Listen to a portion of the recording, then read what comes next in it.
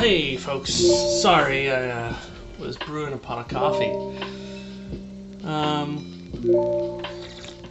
Alright, let's get started. Today I'm going to be doing some mini prep here. I've got my planner spreadsheet that I've planned out a couple of streams ago for my upcoming campaign. I've already printed some of these characters. Actually, let's see here. I printed these two. Yeah, so I printed those two. And I printed this guy and this guy. So I'm just going to be sending up prints for these giant centipedes, a bunch of these bandits. This guy is also printed. Boom. Not picking the same color apparently.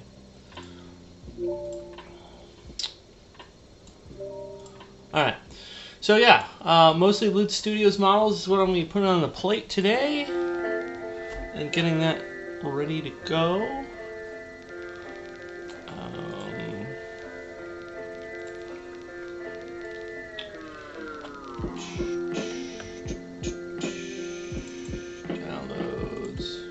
Bunch here. 3D objects.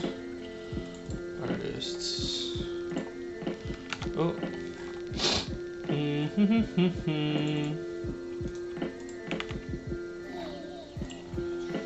Alright. Gotta remind myself where all these guys came from. This is gonna be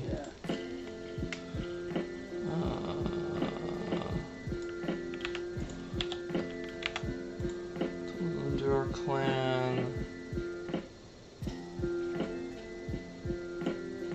That's in here yet. Oh, it's the Dwarven Rogue.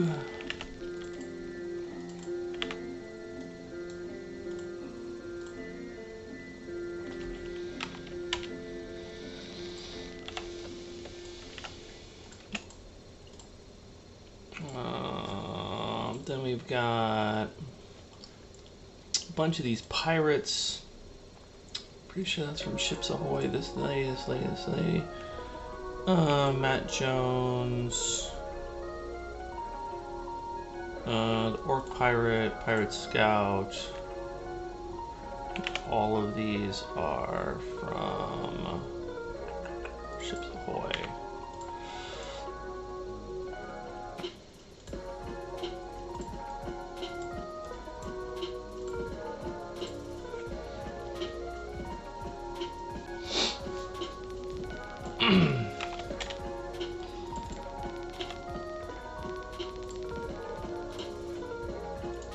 Oh, he is actually from a different release. What the hell is that? Lair of Bandits, I think is that release. Lair of Liars, sorry. Lair of Liars. Ooh, not liars. Boom.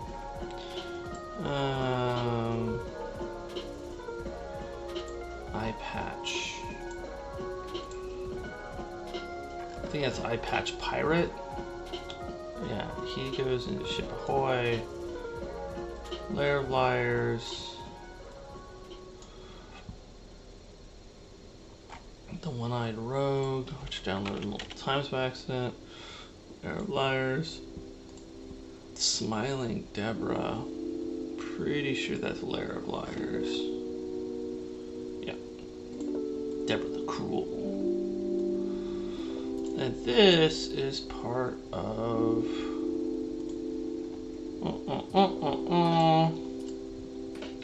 Lockswort Academy, aka Hogwarts. Has nothing to do with Hogwarts at all.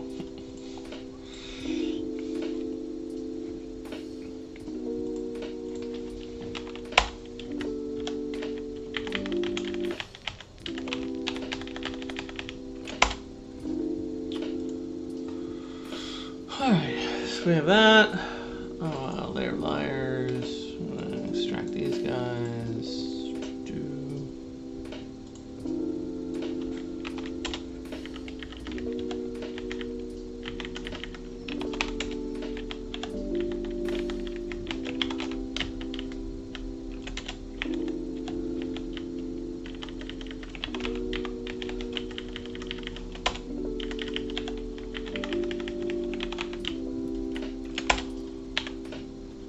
So if you can't tell, I've got a bunch of bandits and sort of piratey folk that are bandits.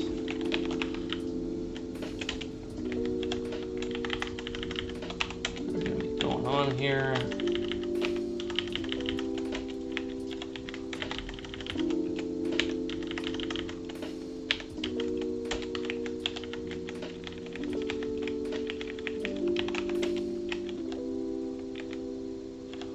And yes, the Lady Harpy ship, I have downloaded it.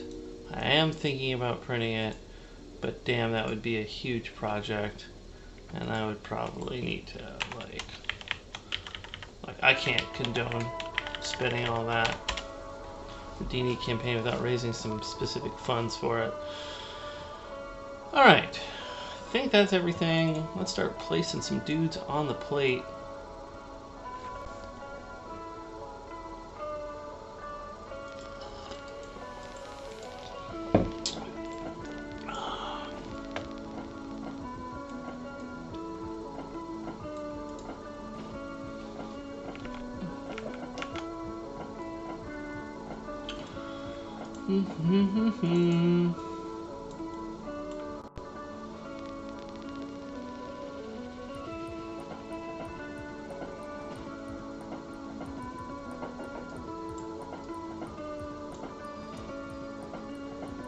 Normally I don't like printing bases.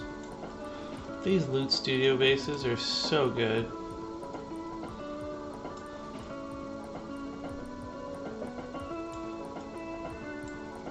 It's hard not to.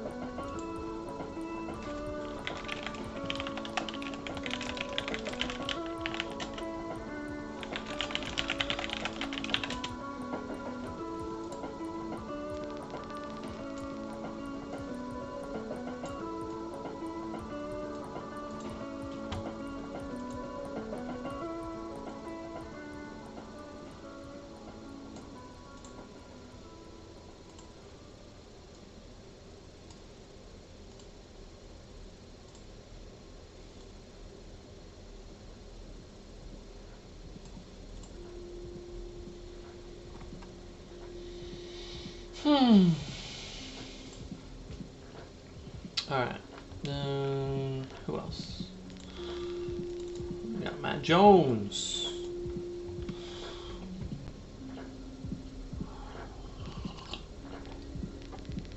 First mate. Even though he kind of looks like captain. She's the captain.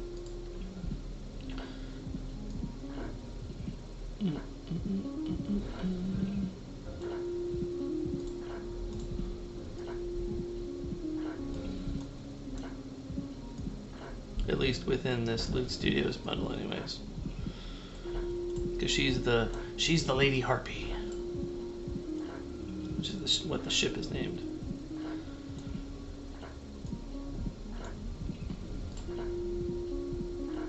But who knows how I'm going to be using these minis in Saltmarsh. Actually, in Saltmarsh, he is going to be the first mate because the first mate has a parrot. Or a bird. Yeah, a parrot. This is actually very fitting.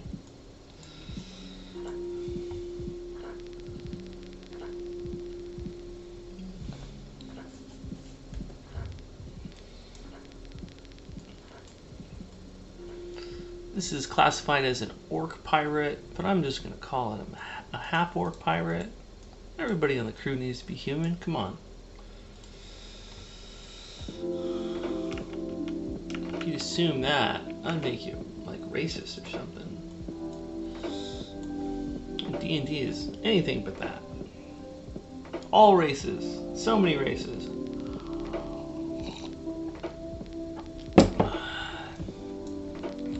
Alright. Got a scout here. This little spyglass.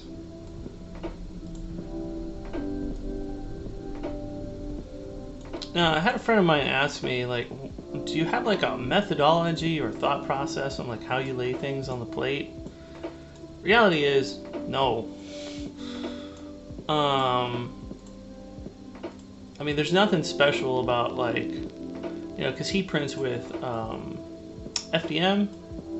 I guess FDM is very picky with how you place it and orientation, this, that, and the other. And sure, there's that. If you're setting up your own supports in resin printing, but if it's already a pre-supported model, how you orient it on the plate, it doesn't fucking matter. It doesn't matter at all. Now, there is a such thing as peel force. So, like, if you're getting real technical, like, you know, some people say you don't want to load it up too much because then you have peel force problems, or, you know, you could do things like this, where like alternate, having big area. You don't want like big areas of suction next to each other, so the FEP can sort of peel. The Mini can peel off the FEP more easily. So there you go. Alternating. Now, have I ever had a problem just not caring? No. I mean, reality, if you have your settings set good, it really doesn't matter how you lay them out. I usually like orienting it in a way so that I can see what's going on with the print.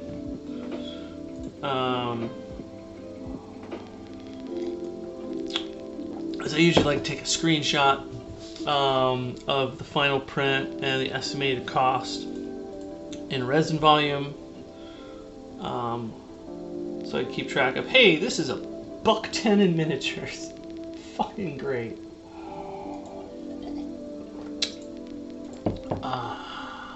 Alright, Loot Studios, where are we? Lair of Liars. Got some more minis put on plate here.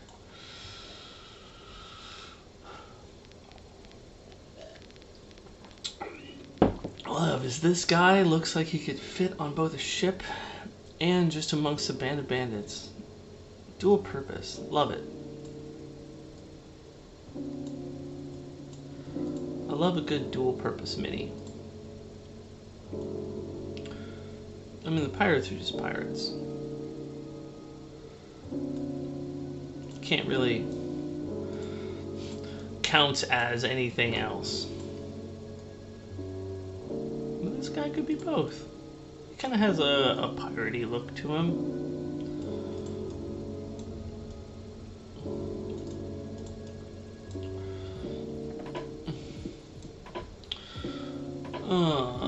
What else do we got here? Oh man, this mini's so cool.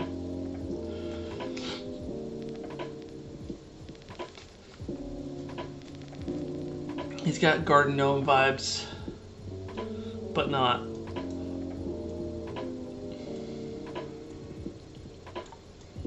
Look at this guy.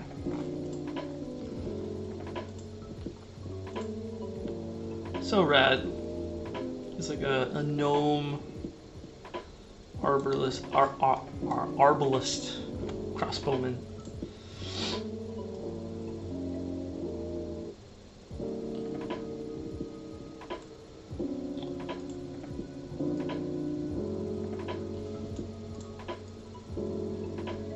Little guy.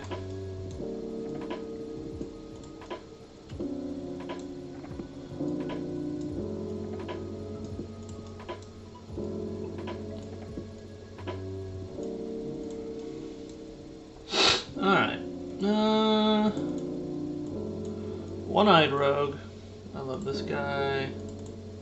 And then Smiling Deborah. Man. Do you have enough space to fit her on as well? Maybe, maybe not. That's what happens when you print all these bases.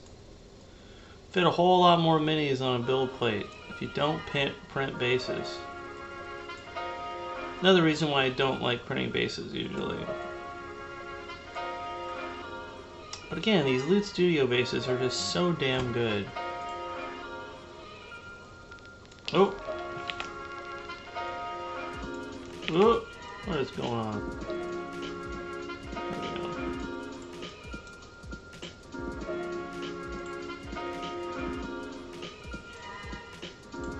go. Now's where we start playing Tetris, because I'm getting greedy and I want more prints on the plate.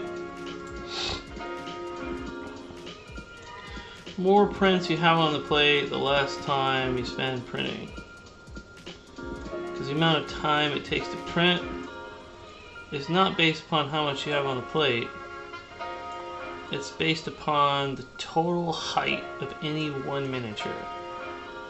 So, top of his cannon / knuckles right there is determining how long this print's going to take. The rest of the print bed could be empty or full, and it would take the exact same amount of time. That is the beauty of resin printing. Because it's curing an entire layer at once.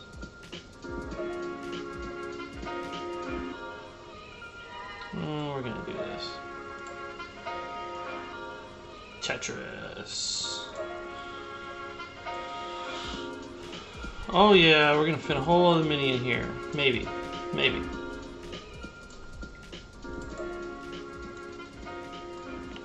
Squeezing your base in will probably be the hard part.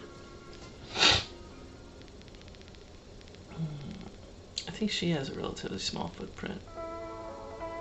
Depends on how they have her angled. Oh yeah, she's fitting in.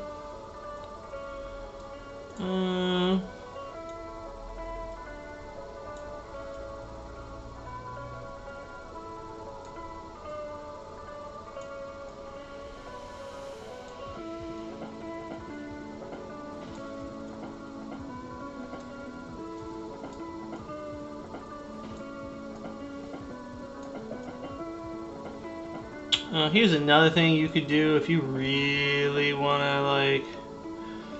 These can overlap. There's nothing that says that you have to have gaps between your prints. Because what it's going to do is it's just going to merge this into one big solid piece. Now, that could be annoying for taking it off the plate. But if you don't care, you can just... Like this could be like this. It doesn't matter. Now, like I said, it can be kind of a pain in the ass taking it off the plate, so I try not to do that. So, like all the minis come off independently. Less chance of damaging the model when you're scraping it off the plate. Well, shit. Alright, well then this is usually what I like to do. I will put the minis who have their base counterparts, I'll sort of immerse them. It's actually probably a good idea anyways with this particular, well, the amount of bases that I have here. It's probably a smart thing to do anyways. Or else I'm gonna drive myself crazy trying to figure out which bases match up to which models. I'm gonna have that problem anyways when I get to the... Oh look, I've already fucking lost my mind here. Whose base is this? Is that the Arbalest? Yeah, that's hers. I can look at the file. Yeah, that's Smiling Deborah's base. And this is The gnome's base. Okay. Driving myself crazy.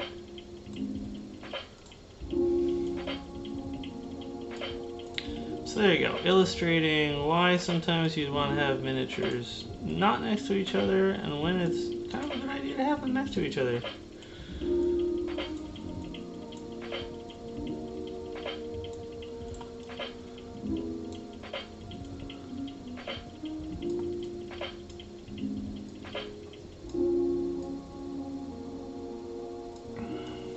Now, the one thing that is incredibly important is don't put minis like right up against the edge.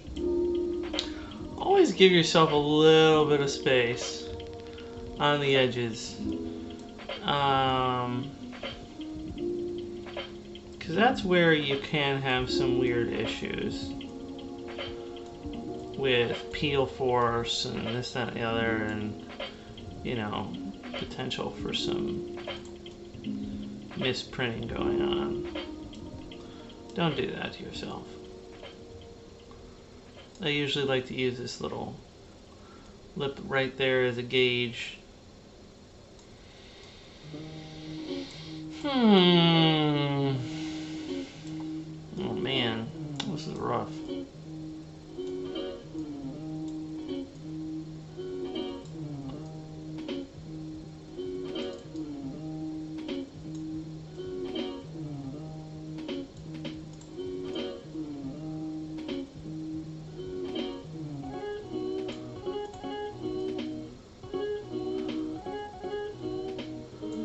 There we go.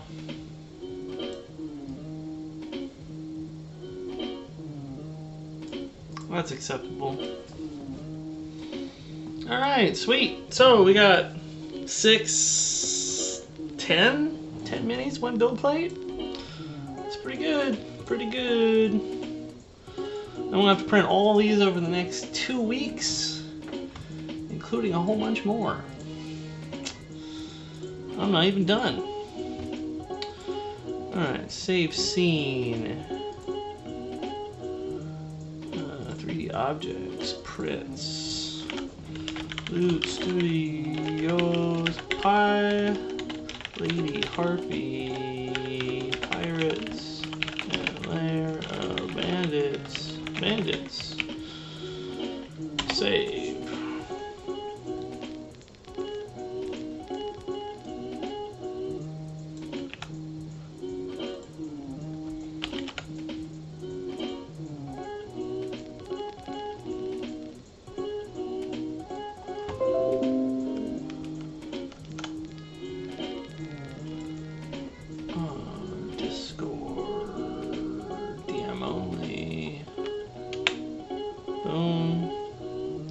Is this gonna cost? $1.70 and print in an hour and 1 minute. Love 3D printing. Okay, all of those guys are prepped. Let's do a new scene.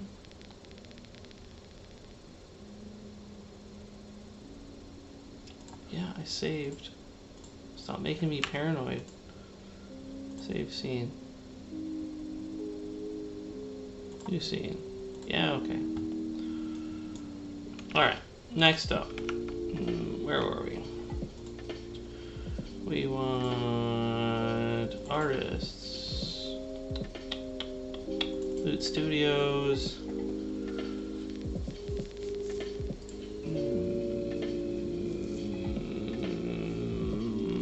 Oxford Cabinet, Oliver.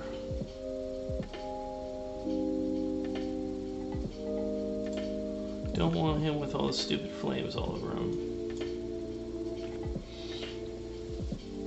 There's like 2 versions of this mini. One with like these ephemeral flames all over him, and then this guy. He just looks so smug. I think that makes him a good good fit for, well, what he's serving as in this. Although I feel like I need to print a different base. Let's print a different base for him.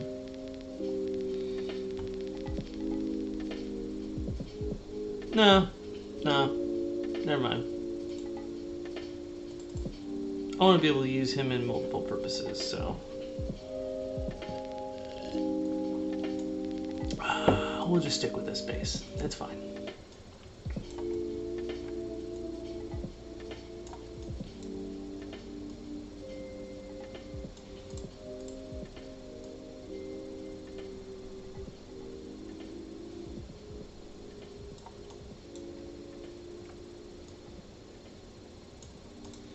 One thing to be careful of as you're printing close to the edge is, you know, you do a good job of putting these rafts over all the model, but don't necessarily assume that. You know, there could be a situation where, you know, when you're printing at an angle, depending on how they have supports, maybe the head like dips out to here, it goes out slightly past the raft. I don't know. Maybe the supporting software is designed to make sure that that doesn't happen, but I don't trust it. Better to be paranoid and safe, and like just look at it a couple angles when you're placing it.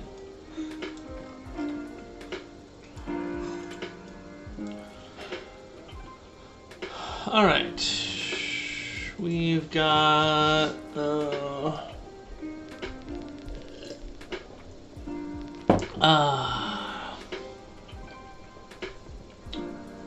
what else do we have here? Double checking my spreadsheet. We gotta do giant centipedes, which are from Cult Miniatures. Artists, Cult Miniatures, Force Bugs, giant centipede medium. Sadly, these are not pre-supported, so you get to watch how I do my supports.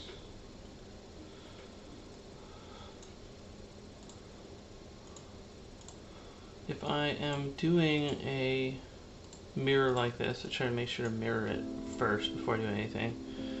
And what we're going to do is we're going to do auto orientation, which is Alt-Shift-O in Lychee.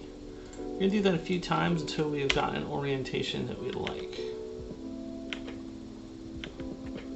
And once I get the orientation I like, I'll tell you why. See, this is bad because his face is pointing downward. What we want ideally is his face pointing upward. Oof. And the detail of the model, which is the carapace on the top. Like here, let me show you where the orientation that I really want. I could do this manually, but that's kind of the orientation I want. Reason being, it's going to have a lot of supports, probably on every single one of these little legs. On the tip, there's probably going to be a support. But the reason for this is, again, the part of the model that you're going to be seeing the most, which is all of this, is not going to have any support scarring. The support scarring is inevitable.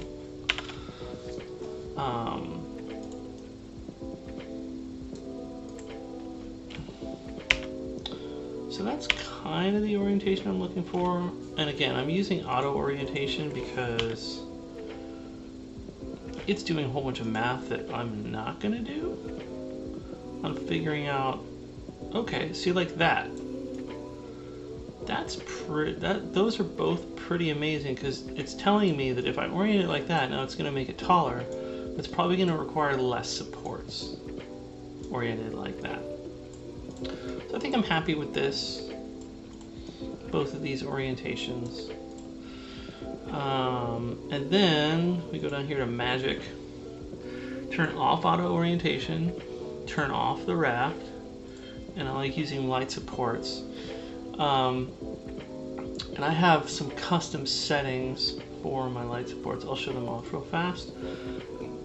And these are based on another creator's settings. I took them a while ago forgot the name of the guy. He's got like a bald head. He's done a Kickstarter before. Pretty great 3D printing channel on YouTube. Yeah, here we go. So ultra density, which means there's going to be a lot of supports, but they're all very thin with a lot of bracings. They're supporting each other. And what this is going to do is it's going to make sure that we don't have a lot of support scoring, even though there's going to be a lot of supports. But it's also going to make sure that everything gets supported. Alright, so again, light supports, auto orientation off because we've already oriented it, raft off, auto supports optimized, bracing, feeling lucky, let's go.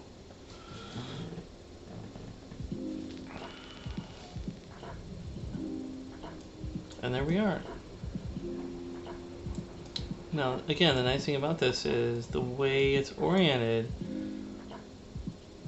While there are supports on a lot of these, pretty much all of the legs, they're not supported by the tip. They're supported like in the midpoint or something like that, which is kind of nice.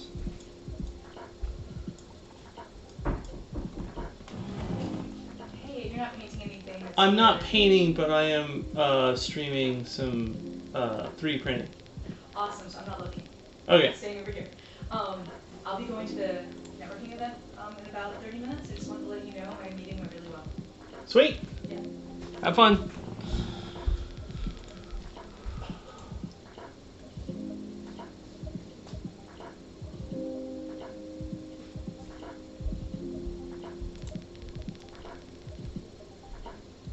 Wow, some of these supports are wild as fuck. Look at this. Support that goes clear across like that. I'm not sure if I trust that. I'm gonna like reorient or redo and see if it comes up with slightly less crazy supports. No. It really thinks that that's necessary. I guess that's important because it's supported from different angles, so that way there's not weird flexing going on. Those antennae, woof. Alright. So there's that. That's fun. And believe it or not, we're going to have to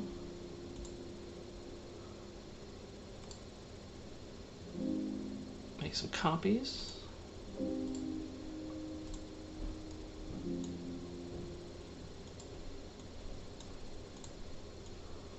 And there we go.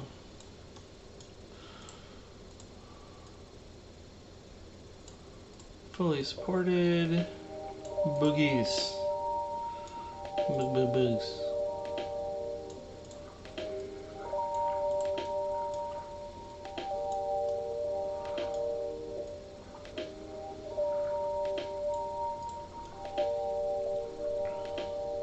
You know, now that I've done all this, I'm going to redo it. You're like, what? You're crazy. Well, I'm actually not happy with how big these are. They're honestly too big. I'll show you why. Rotate.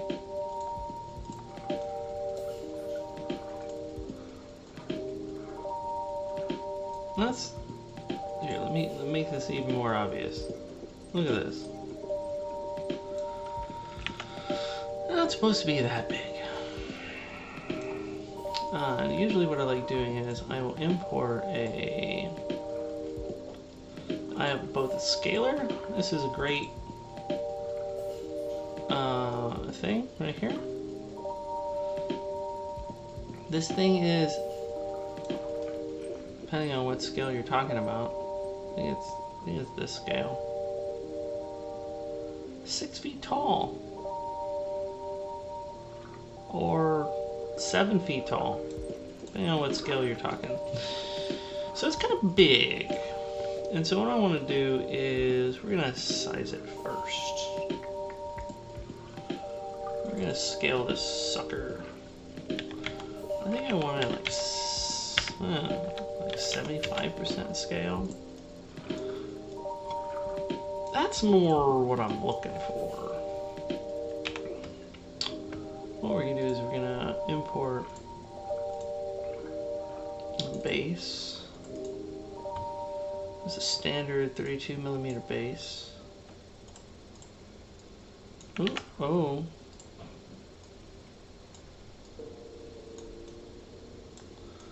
This will give us a slightly better idea of. Excuse me, this is not a 32mm base, this is a 28mm base. The smaller round. And now, as you can see, if I put it like right there on the edge, it actually takes up all the right space, but it still feels a little bit too big. So, I'm gonna shrink it even more.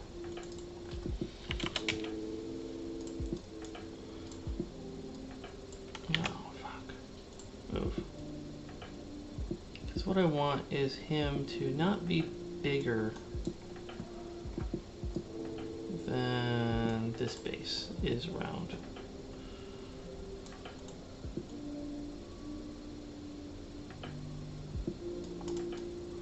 There we go. Now that I like. That I like. That feels like an appropriately still monstrous creature, still gonna be scary to a level 1 character. But not insane. Ugh.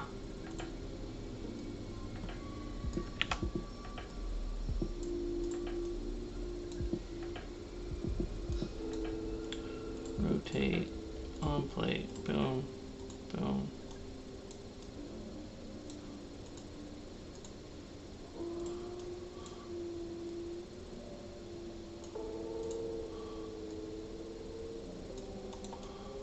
All right.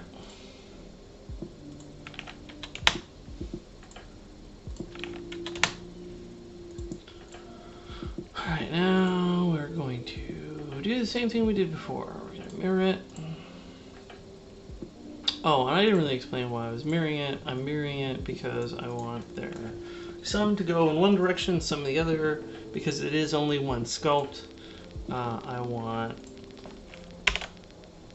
some of them to feel like they're going in one direction, some of them to feel like they're going in another direction. And hey, look at that orientation right there. That is a great orientation. I think what I'm gonna do is I'm just gonna copy that and then mirror.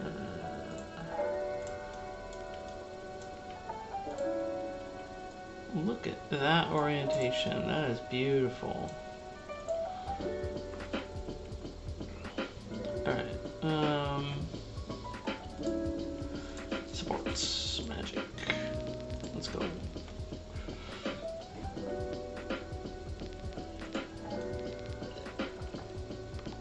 That looks like a much better support setup. A lot less craziness.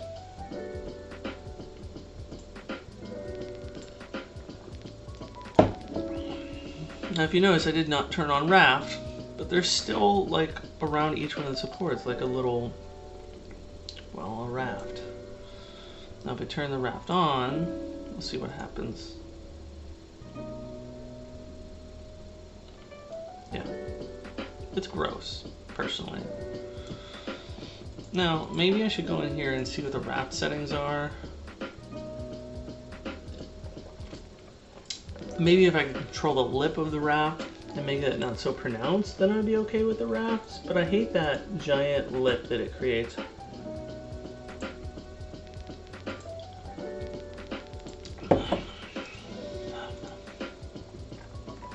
Search features, raft. Nope, there's no settings for the raft. Let me go here into prepare.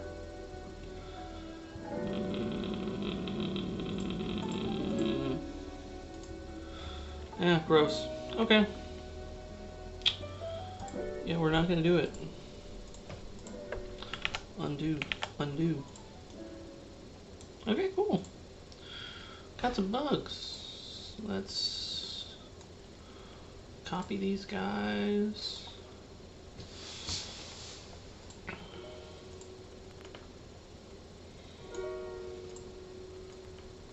If you think about it, level 1 adventure is like a basic non-fantasy human.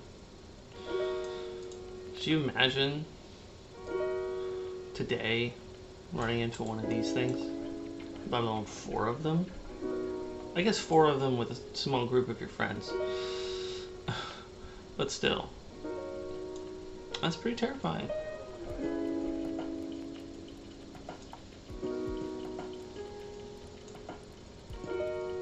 Level 1 D&D is, frankly, some of the scariest D&D gets. I think people are more scared at level 1 than when they're at level 12 facing a Dracolich. You know, because they got magic items. They've got, you know, spells. They've got the seasoned adventuring under the belt. But level 1? You're like, I've got 2 spell slots as a cleric. Pretty brutal.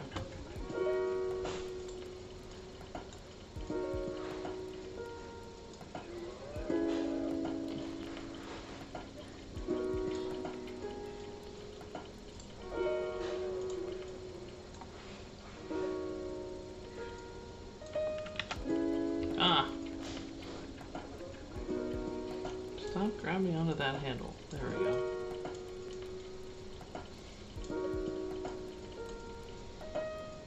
I'm being super neurotic for like no reason right now.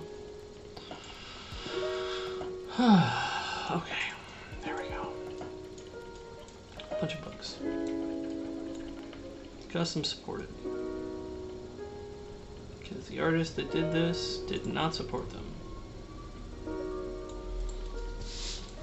Alright. What do we got? What do we got? What do we got left? I need to import file. Artists. Lit Studios. There we go.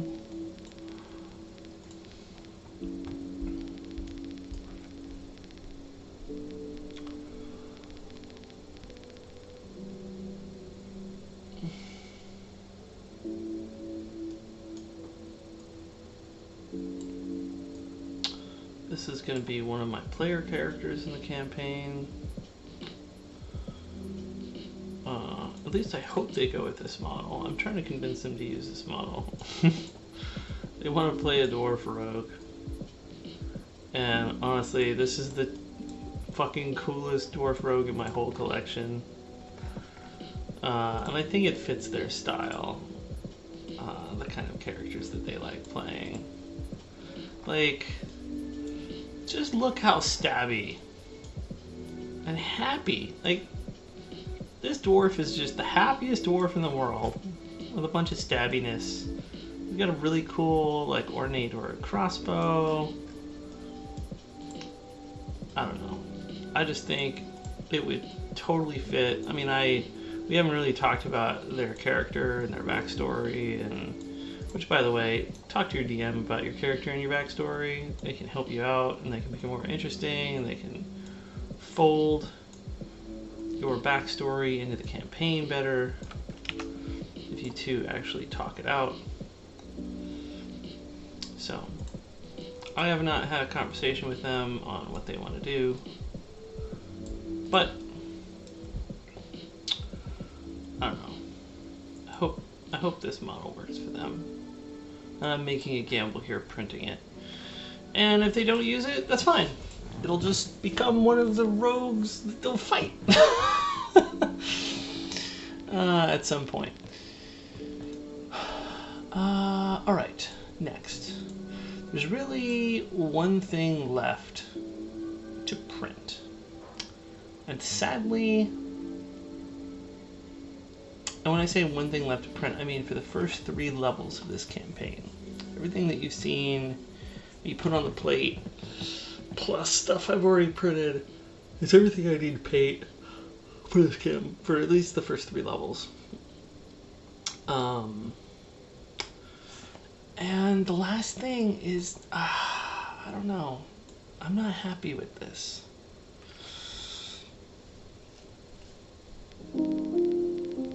I mean, maybe.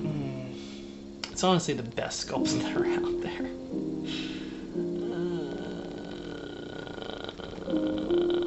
Let me double check the campaign.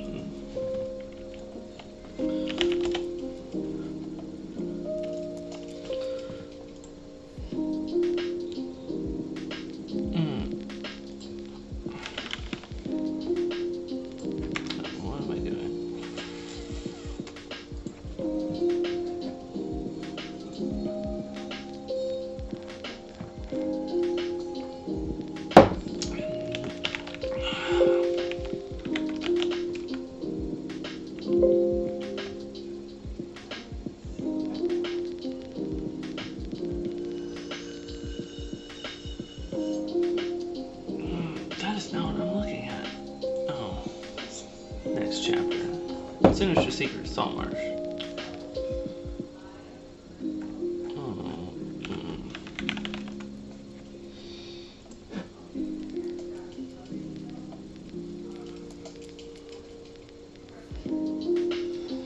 Yeah, okay. Fine. You know, these are the best ones I can find that don't look overly derpy.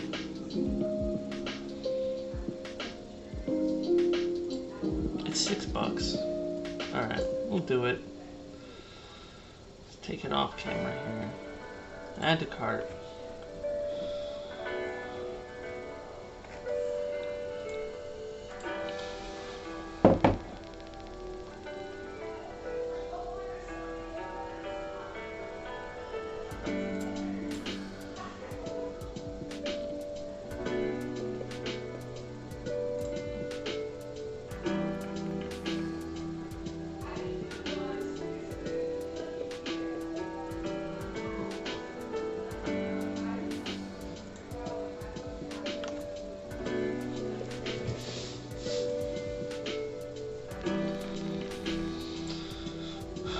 Alright, downloading measles.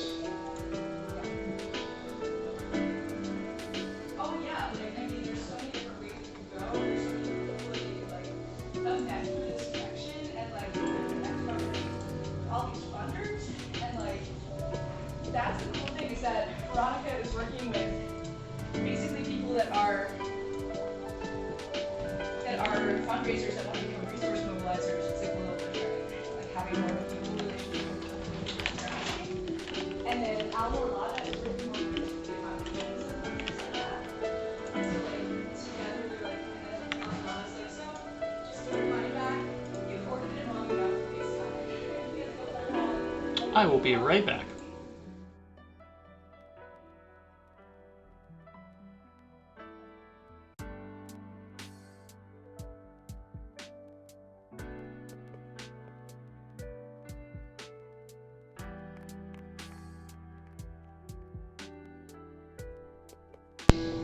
I said I would be right back. Alright.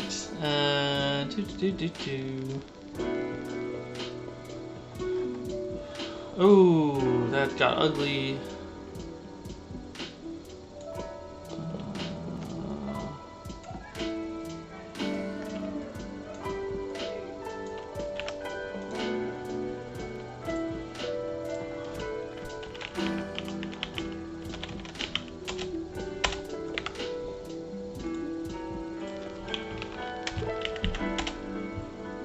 Alright.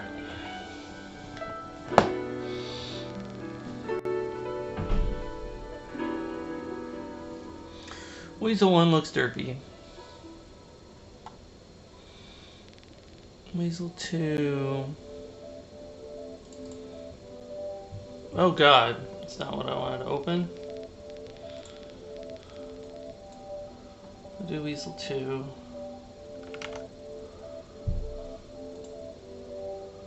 Weasel 3.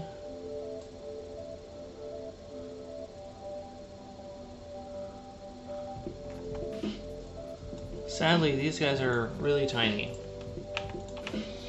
Okay, well, this is why we have unsupported versions.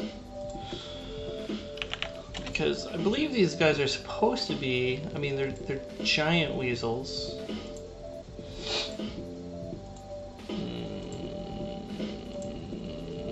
Sources, adventures, goes to Saltmarsh.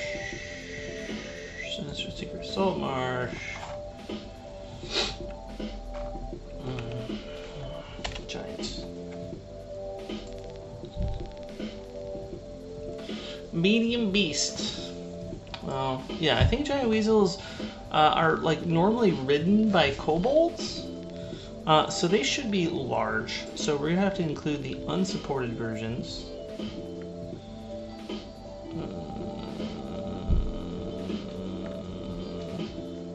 Weasel 1, Weasel 2, Weasel 3, Weasel 3, Weasel 4.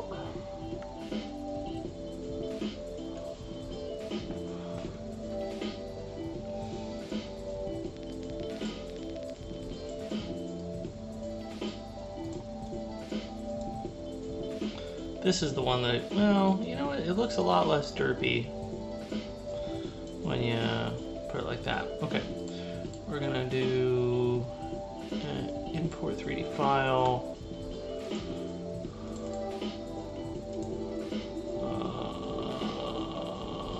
Bases. We use the base as a reference for size. Rotate. Plate, put the bottom of their feet.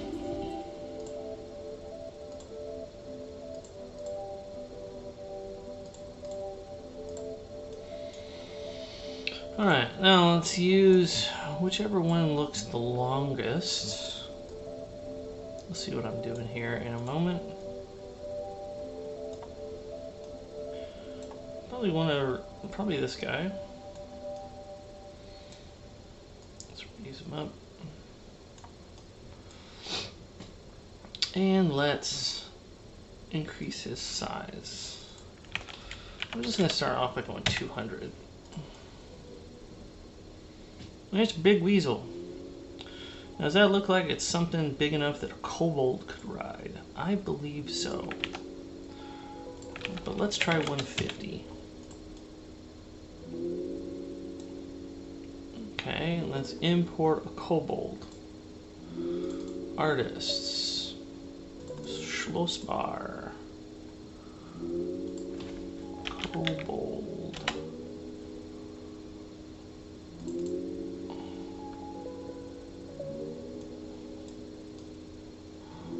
That does not look big enough for a kobold to ride. Although that kobold looks really big. I think I printed them at like 80%. Yeah, that looks more like appropriate kobold size. Yeah, okay. Well, it's still too small. Let's go 200%. Let's go back to the 200. Let's why did I get rid of that kobold? Import 3D file.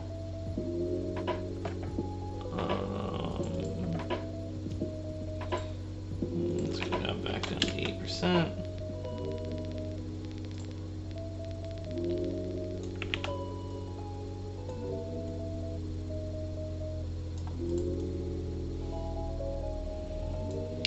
Honestly, these guys feel like they need to be even bigger.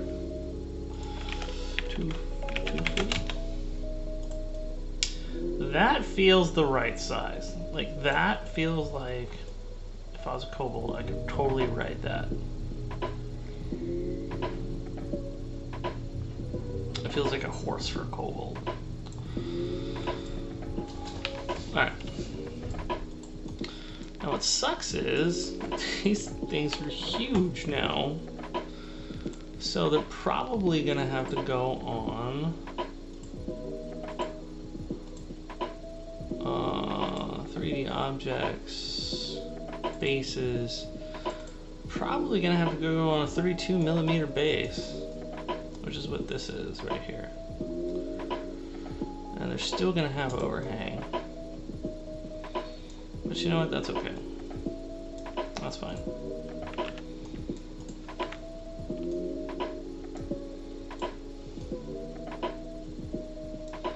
Those are big boys.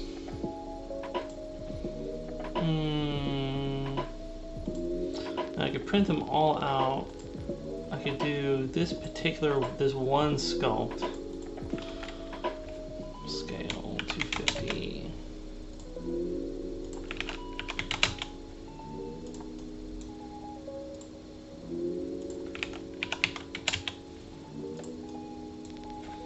I could not go with the derpy looking sculpts and just go with these two. It'll probably fit on the base a lot better. Look at that. And obviously this guy's gonna fit on the base, right? This other guy who's like standing up.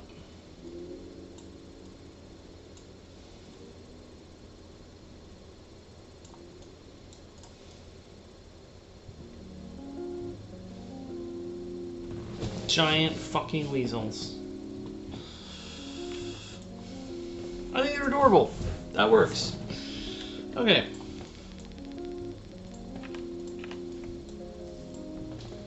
Now we have to repeat the process. Now you may ask yourself, why don't I just grab the pre-supported file and scale it up?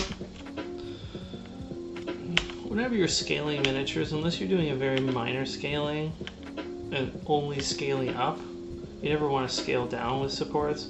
If you have if you're doing like a 10 to 20% scaling up, then you can keep the supports.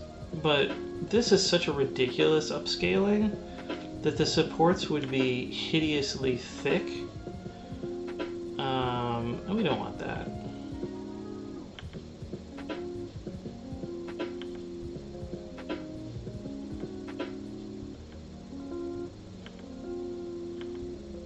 Now the orientation I'm looking for is where the butt is down and the face is pointing upward. Again, we want, if there's going to be support scarring, we want it maybe on the back of his head. That's not bad. I'm going to try to tweak this just a little bit.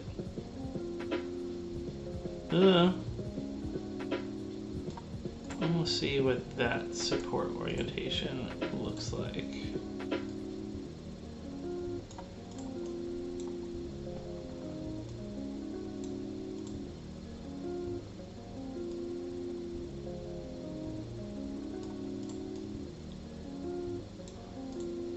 I mean, really, ideally, I would want more like a this. But hey, that's me being greedy. I wonder what the supports look like on that. Oh, there's a whole step that I haven't shown you as far as supports. Once you do your own supports, it's really good if you go here to prepare and you search for islands. Because even though it did the supports, sometimes it still finds islands. Like it did there. And then you say add supports to all islands. And there you go. Really important that you do that. I mean, I guess it found, let's see, 12. Found 3 islands per bug. Oh, that's not bad. Alright, we're gonna try this.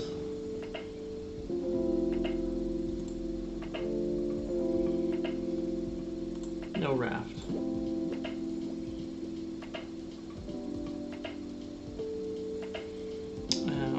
Here, and we're going to check for islands.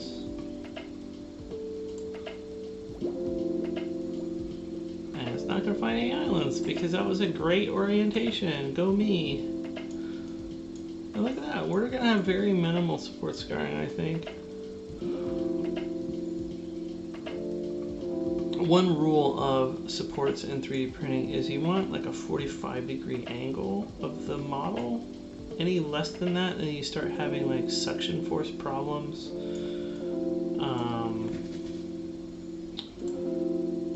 We don't want that. Alright, so we're going to copy this guy, move him over here, going to mirror him that way. Going to redo the supports. Don't use the same supports when you mirror. There we go. If it's a pre-supported model and you mirror, that's fine. But if it's like you're doing the supports in your slicing software like this, when you mirror, like weird shit happens. The supports sometimes get all janky, so it's better to just redo the auto supports when you mirror like that. You know, I was a little bit disheartened about picking these particular sculpts for these, but I've changed my mind. They look great. Alright, you are going to be a pain in the ass to support, aren't you? I have to like support you like something weird like this. I bet.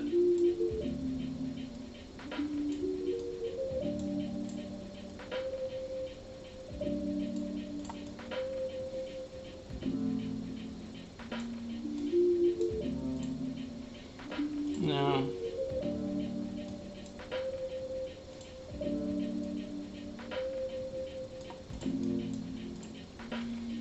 Well, let's see what happens.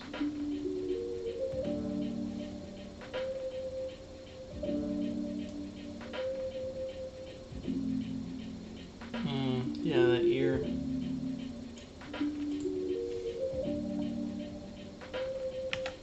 Let me try to auto arrange.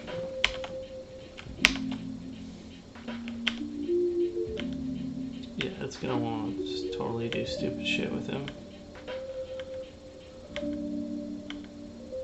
Oh, let me put his face down.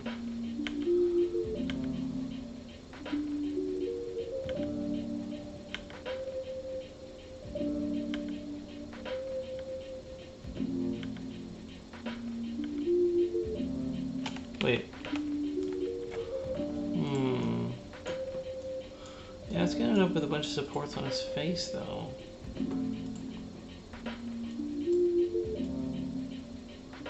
What if I did something like that?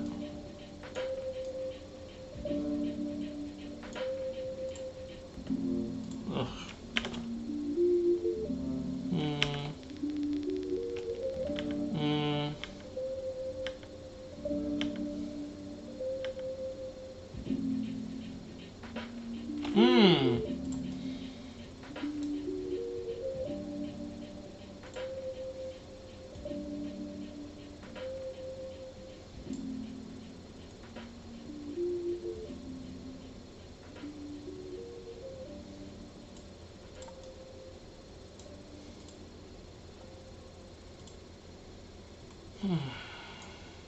Just gonna go with my original.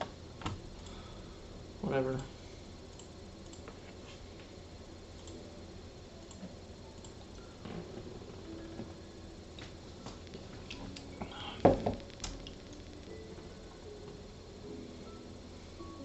Yeah, that's not that bad. That's pretty good. I like it.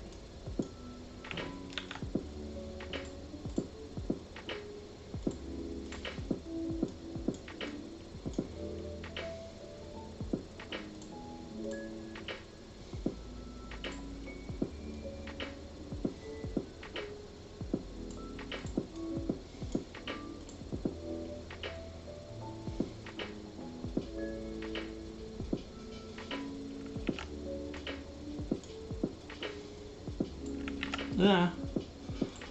Move. Copy.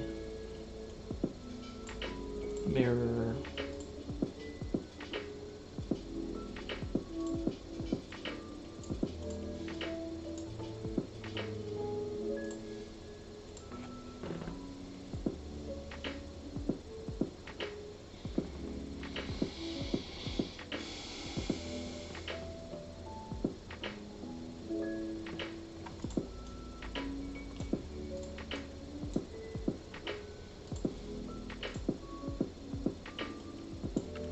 God.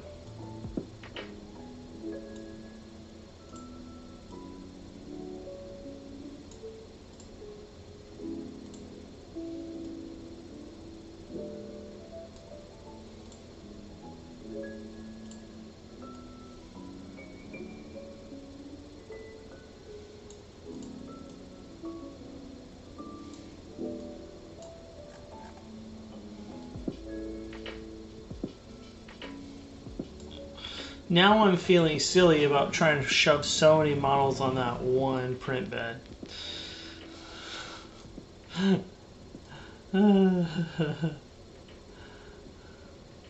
Because now this print bed is just so empty.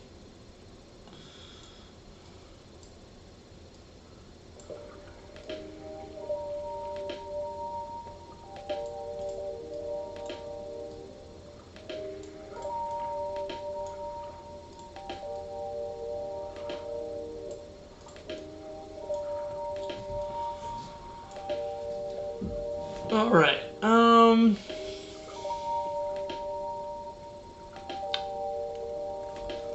Oh no, I have more stuff for level 3 to put on the print bed. Oh no. Oh, well, that's a whole nother. That's like second episode. I should just stick with episode 1 for now. Alright, file, save scene as. Save scene as.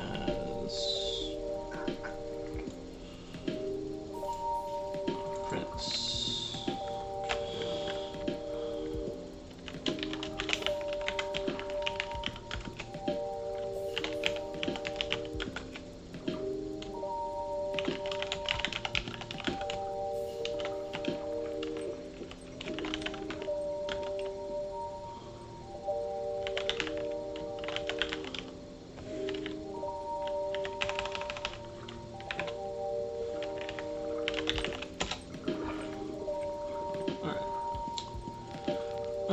We're gonna switch back over here to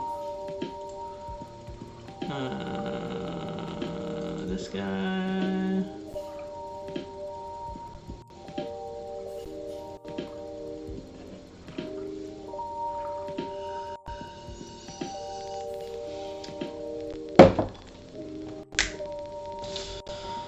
What is taking so long?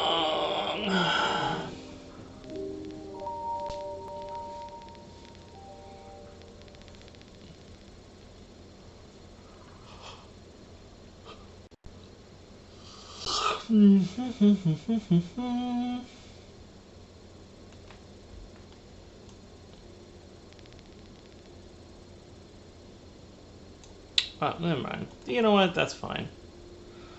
I'm not going to redo this scene. I do need to make a new scene for something, though. I need to print a single model in clear resin. We're going to loot studios, vampires, and Panshaw. This guy. It's going to be one for one of the player characters in the campaign. He's going to be a gem dragonborn paladin, I believe emerald. So this is just a print all by itself. Drop it on the printer.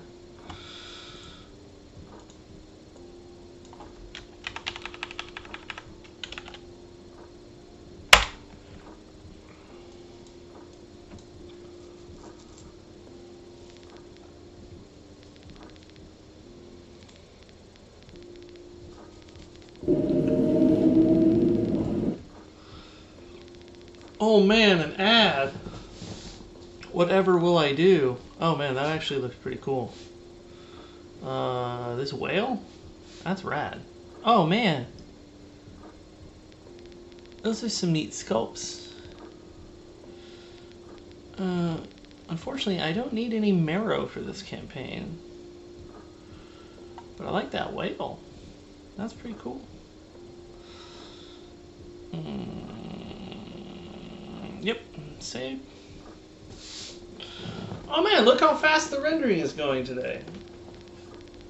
It was like stupid slow. Yeah. Of course, this is just a single model, but still. I don't know why, it was like ridiculously slow.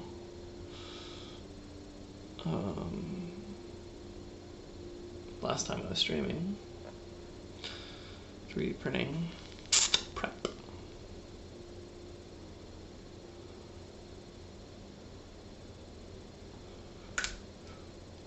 Compress that file. Compress that file. Do.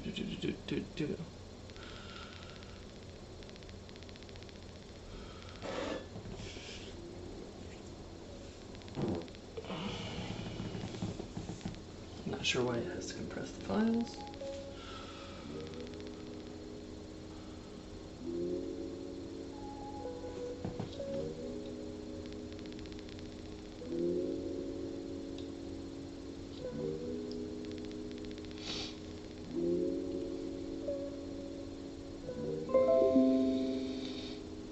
$0.23. Woo! So expensive. Alright, open scene. Okay, fine, whatever. Save. Open scene. Oh, I need to go to my history. This printed great. Wait. That one I didn't print.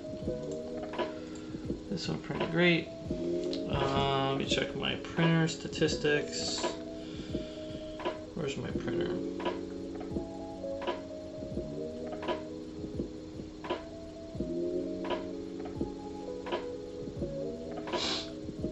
Printer statistics, printer statistics.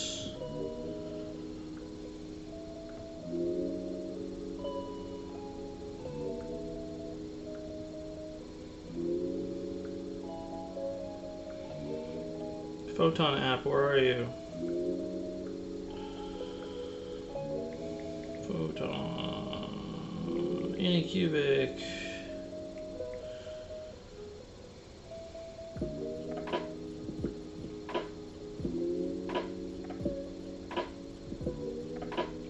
That is the old Anycubic app. Yeah, I'm gonna install that. The newer Anycubic app. Oh, there's an update. Fine, whatever. Okay.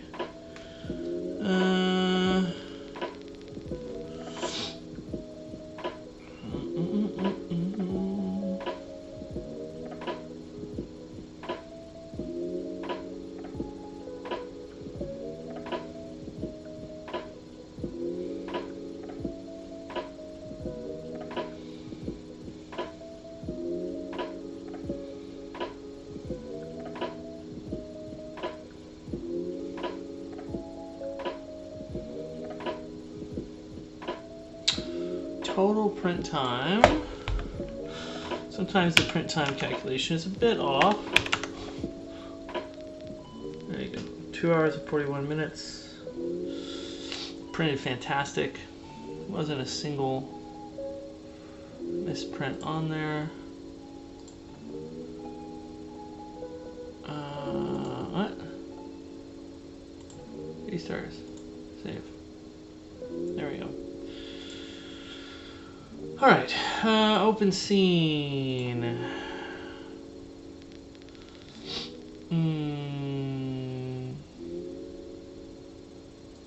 That's done. That's done. Set feeds. No, don't want to print this one yet. I wanted to open the other file. I feel like I could still fit more things on this print bed.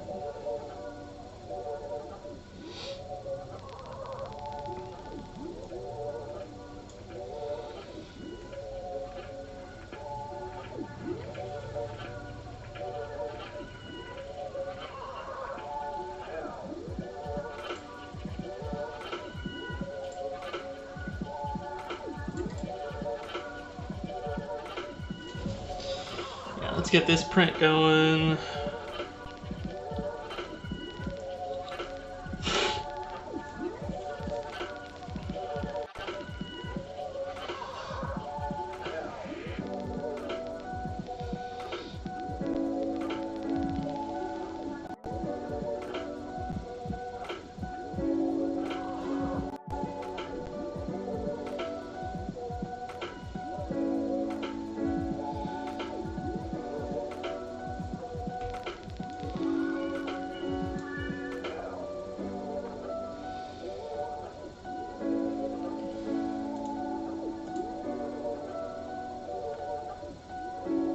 $1.70 for all of these minis. Love it. I mean, yeah, you have to include the price of the STLs, but I mean, I get them for $10 a month.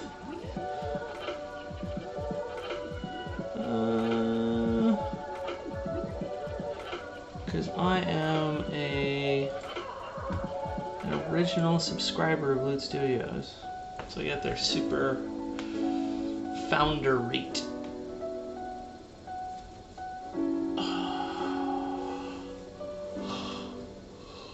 I wish they would have done that with the sci-fi release, given us a founder rate, but sadly they didn't. Boom.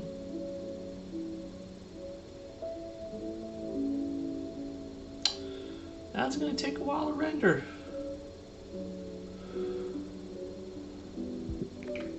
Well, while that's rendering, I'm going to...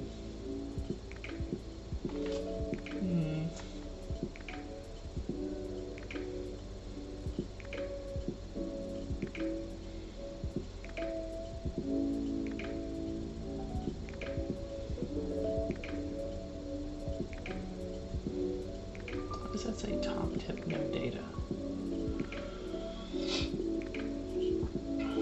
That seems wrong. Is it showing on this? No. Just as incorrect there. Oh, whatever.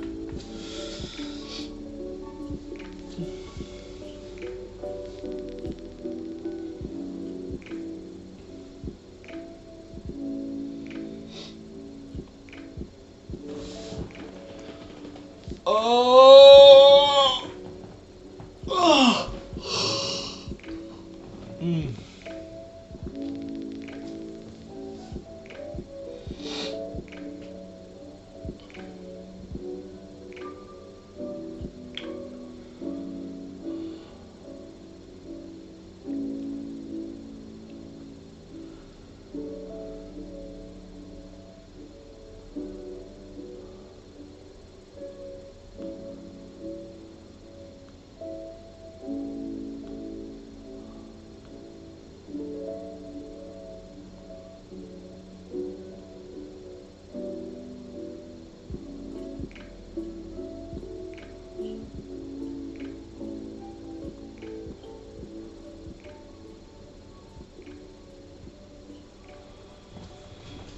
Oh!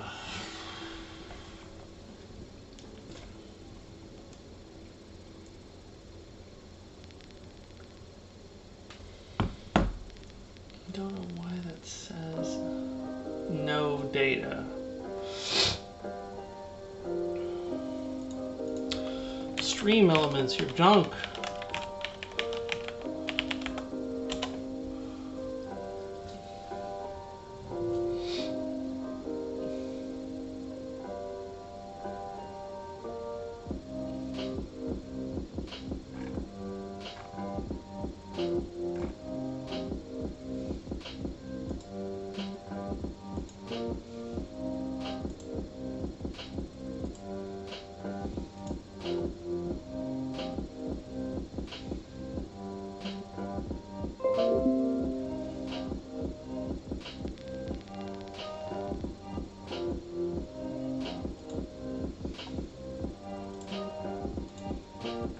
Awesome.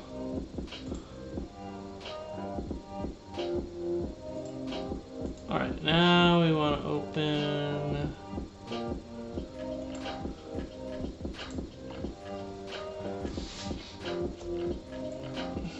this.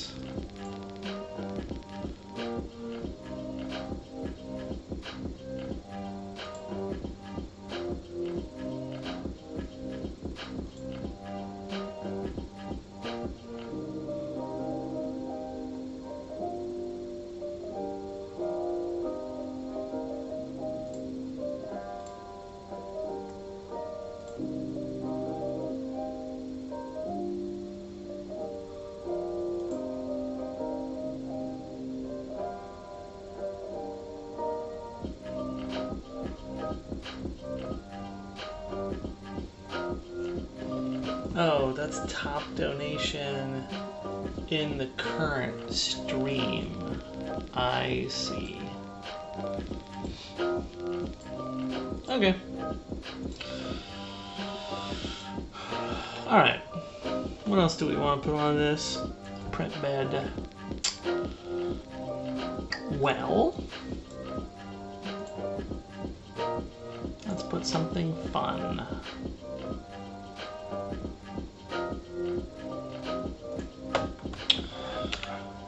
You get to see something that I don't normally do. So, some artists will put, and Schlossbar is one of them. Well, I do love Schlossbar. He likes to put... Well, first of all, let me make sure there isn't a newer version of this model out there. Let me go back to this. Let me resize this here.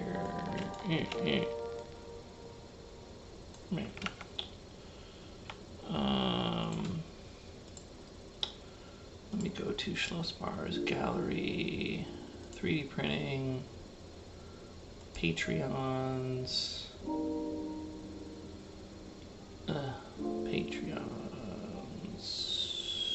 Schlossbar.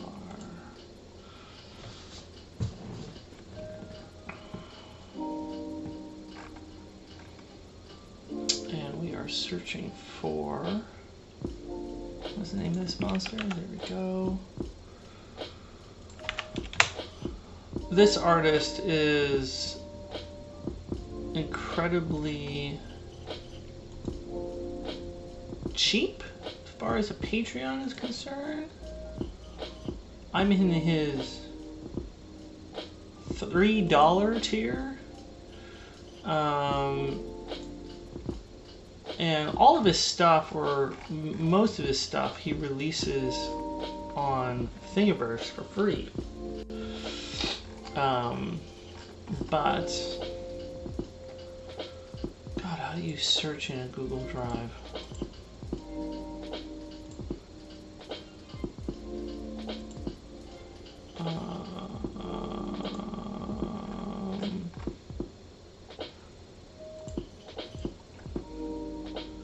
January 2020.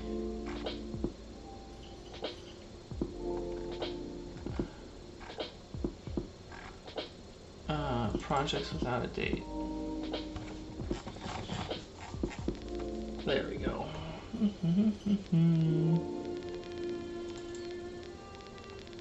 Okay. Download.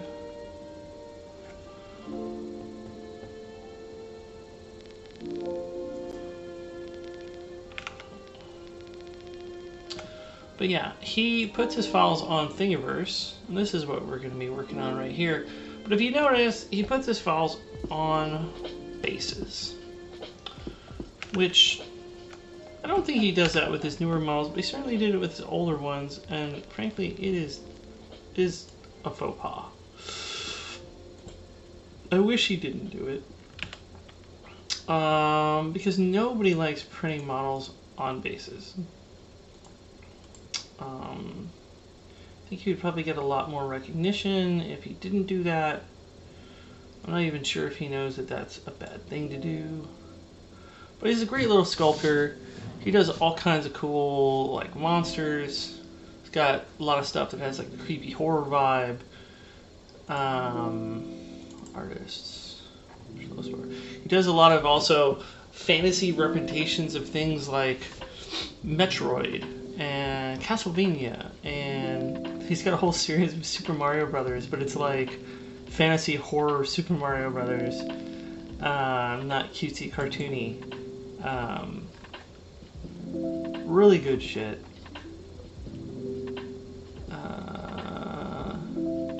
AMP. Okay, I don't have this one downloaded. 40. BAENA. Such a weirdly named monster. A snake with a tail. The head of the snake is also the tail. Or the tail is also another head. Alright, so what we're going to do is I am using... This is a 3D Builder. This is free. It's part of Windows, actually. And when you import files, it asks me, like, you want to import it as millimeters, which, yes, it's always a good idea to select millimeters. And a lot of times you can use 3D Builder for fixing many things, including this right here. I'm showing you two things at once. It says one or more objects are invalidly defined. Click here to repair. It's going to sit here and repair the file. It does that when there's like a weird hole or something geometrically wrong with it. You'll find, especially older files, stuff from 3 to 5 years ago, during the initial boom of, right before COVID or a few years before that, like I said, 3 to 5 years ago, there was still a lot of, people were making stuff for Chitubox primarily, and they were using, like, I don't know why. It's just, the older files, for whatever reason, has more of these, like, errors that need to be fixed. Alright, so, but the other thing that I use this for is, so I've inserted the snake, and now I'm going to insert a cylinder. I'm using left mouse button allows you to pan, right mouse button moves you around. And what I'm going to do is I'm going to position the cylinder so it's like over the whole mini. Like this. Okay, cool. It's over the whole mini. And then I'm going to drag it downward so that it's just barely below. And you see there's like a little clipping there. And as you can see down here, we're adjusting the Z-axis. What I'm going to do is I'm going to just keep bumping it. Oh, wait.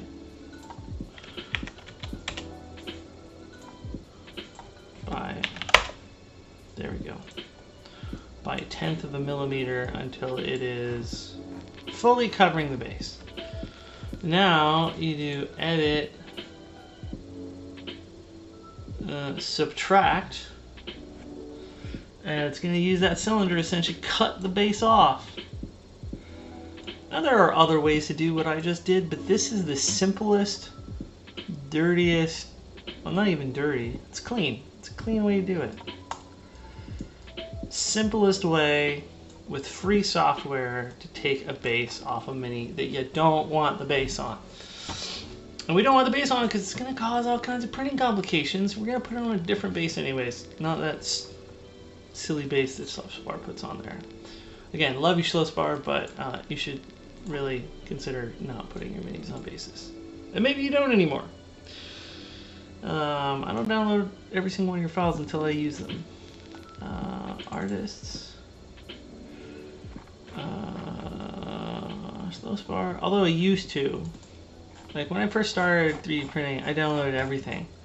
But then stuff started being just available on my mini factory, and I stopped downloading everything. I still need to go back through and like clean up all my old stuff. Anyways, once we're done, we want to save it as an STL. We can just save over the original, because who cares? We're never going to use that one. And now import file.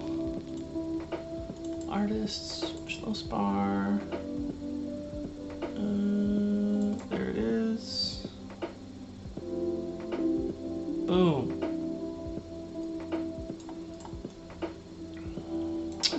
Now let's I usually like his scaling, but if it's not something I print off, if it's from an artist I don't print often, again, I usually like to just import a random base, 20mm base, as a size test. Yeah, that's good. And let's just check in D&D Beyond.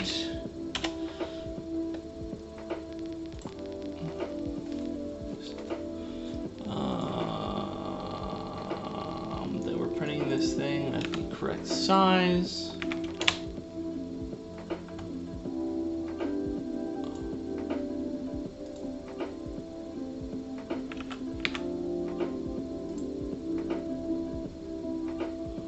Medium monstrosity. No. Okay. Double-headed snake thing. Alright. Yeah, that's good. Alright, let's check our orientation. Nope. Definitely don't want to be printing it heads down. That would be completely silly.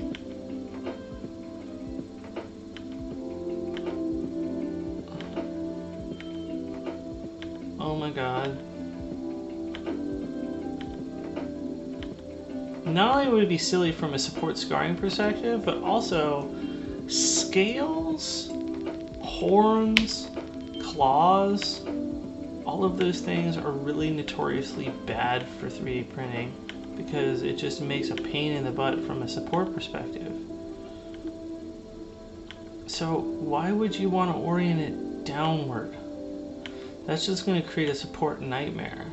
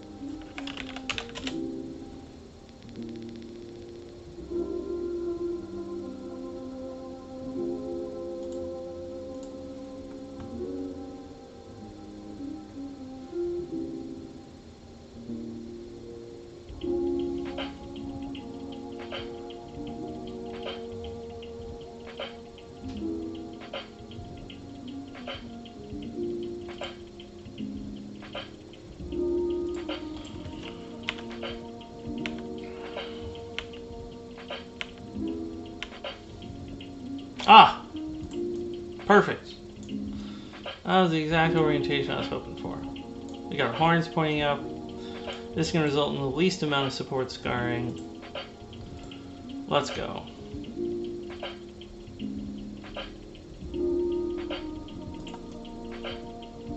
Nice.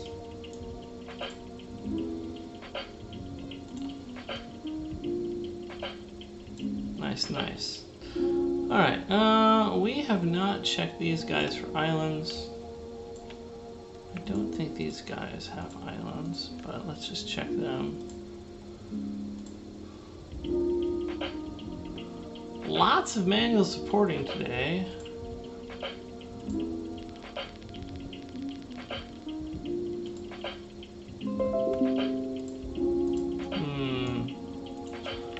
Alright, well if you ever run into that situation that we did right now where it says couldn't support islands, it means there's still a problem with how you've oriented your print. So we're gonna try to tilt it just a little bit, redo the supports.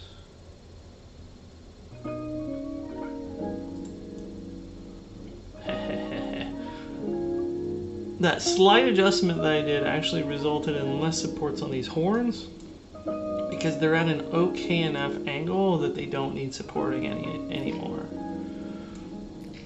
was a purposeful trick or purposeful adjustment. Alright, let's try this now. Search for support, search for islands. No islands! Perfect. Perfect, perfect, perfect. Alright, so we got that. File, save as.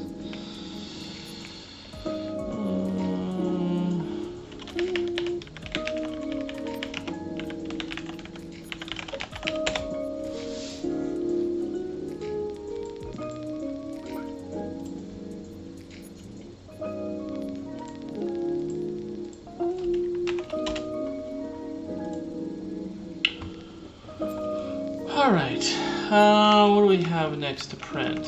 Where is my stuff? Okay.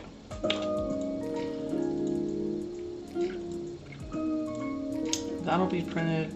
All these guys are going to be printed. So let's change our color highlight.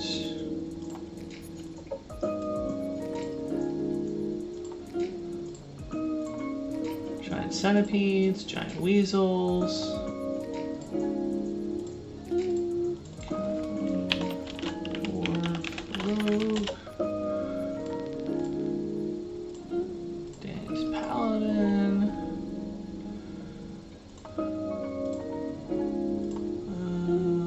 Dude.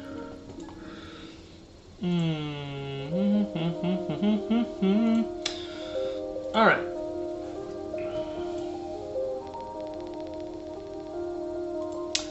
So, this is going to be fun. I need to decide which one of these I need to print. We're going to be printing some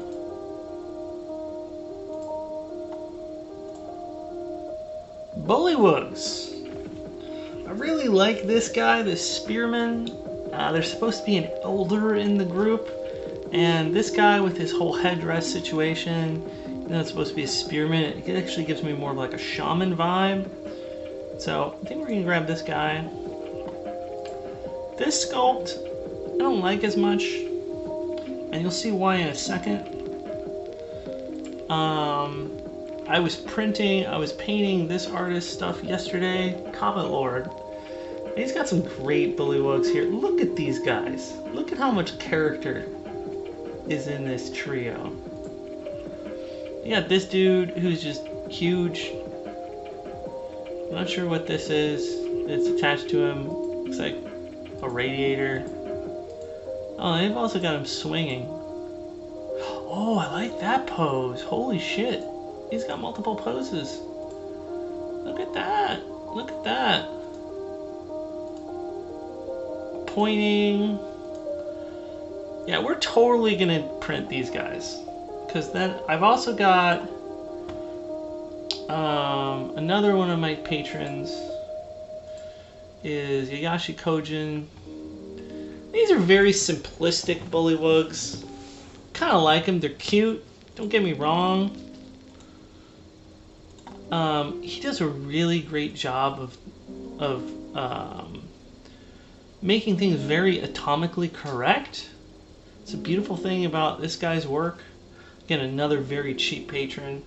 A lot of his stuff he releases for free, but I like supporting him. I actually give him more than his minimum because I think he asked too little. Great guy. But I don't know. I just love Comet Lord's bullywugs here. These guys are dope. This guy, I'll probably print him like this. Just love that stance. And then print out a couple of the rogues. Maybe this guy and this guy. I need one bullywug royal. Then I need one croaker. We'll do him as the croaker. And then 6 bullywugs. We can do 1, 2, 3, 4. And then some of those, Not sure if I like this pose here. I like all these rogue poses. All the rogue poses are legit. So, yeah, let's get this downloaded.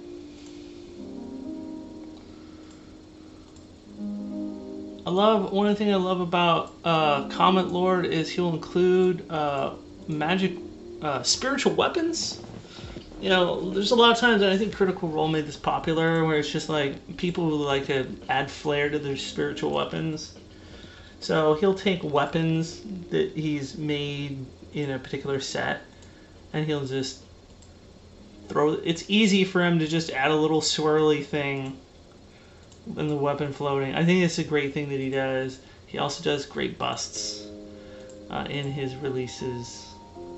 And this isn't even a full release. This is like part of a release. If you're curious about him as a patron. Such good sculpts. So, we got some of these guys to print. And I think that will set me up good. I also need to print I want to print this shaman guy right here as well, because I need a lizard folk shaman. But I think I already have those lizard folk downloaded, so that's one of their earliest releases. All right, documents. Who said D&D prep didn't, you know, take a whole lot of time? It totally takes a lot of time.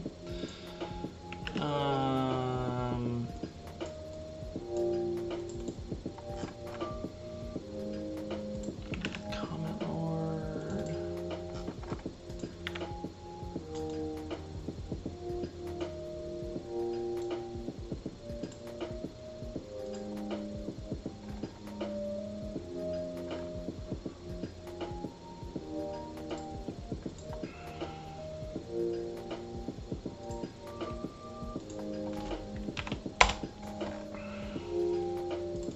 I used to download all of these archives. Should just delete all these archive folders. Okay.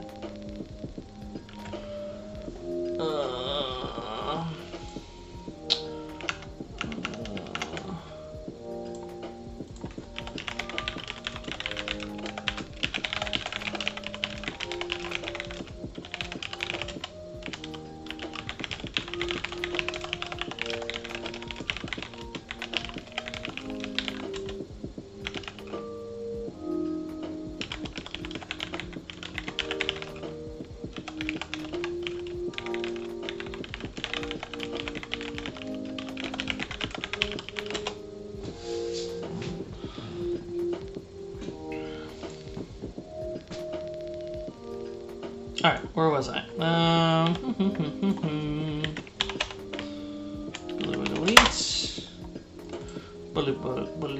Bullywug Elite. I think I might have to do the Bullywug Elite on a different print bed. Let's try to get, with the amount of space we have left, we probably only have room for the Lizard Folk Shaman and the Bullywug Royal.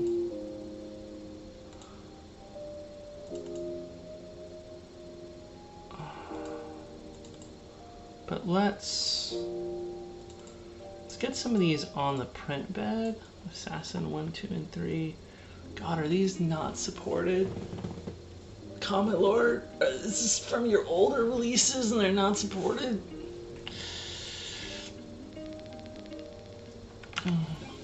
Or is there a different folder for supported?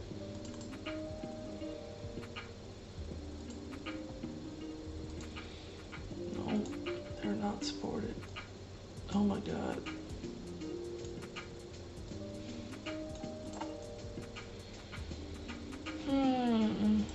Okay. Well, here's the thing. Bullywug actually pretty tiny. So I think I would be scaling them down anyways.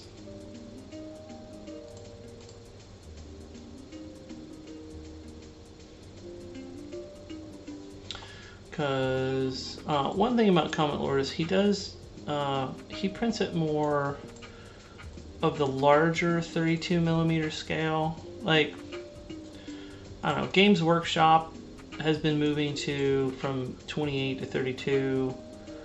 Artisan Guild, I think, is the primary studio that sort of jumped on the bandwagon of minis look better at this slightly larger scale, the same scale that GW makes most of their minis at these days. You can get more detail on there, blah, blah, blah. But if you notice, I really like Loot Studio's style, which is more of, you know, classic D&D 28mm scale or old. And Bullywugs are, you know, I realize these are quote-unquote Bullywug Elite. But you'll see. I'm going to import our Loot Studios guy. Did I download him? The 3D objects, artists.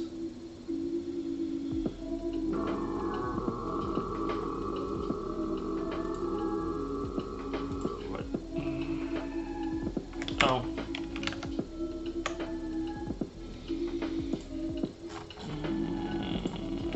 Froggy Shaman. New folder. Wait, not new folder. What's really Festering Swamp?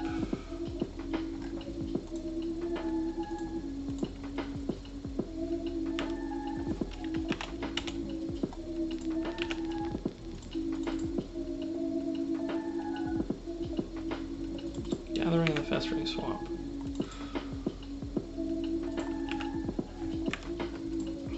That's fine.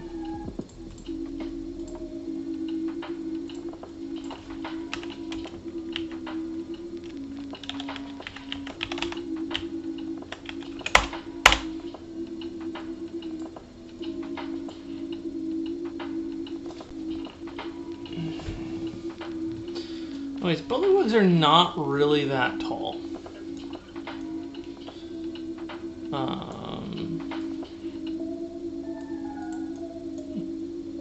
This guy, well, I guess they kind of are. These guys feel still too big, though. I think I'm gonna scale them down to a good 80%. So that way this noble feels like he's a little bit bigger, a little bit beefier.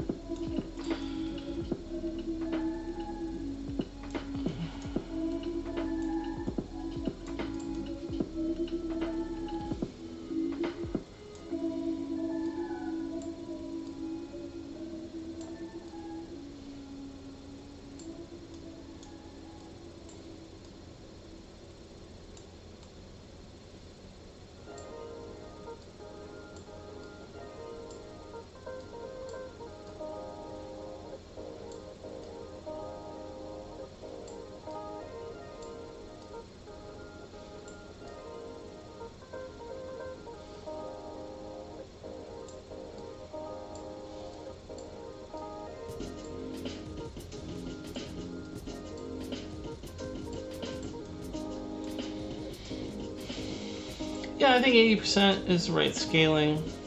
Kind of feels how big I want them to be. Oh god.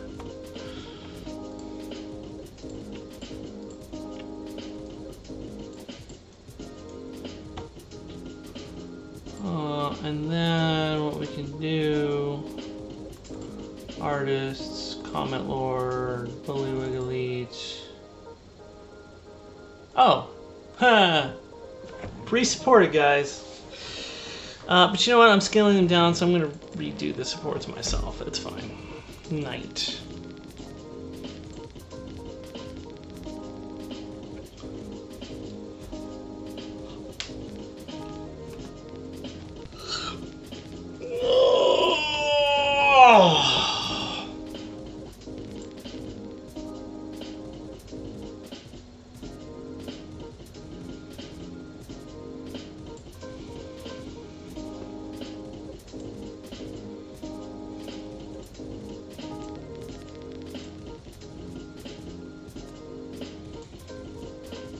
Mm-mm. Oh wow, this knight has a cape. Hmm.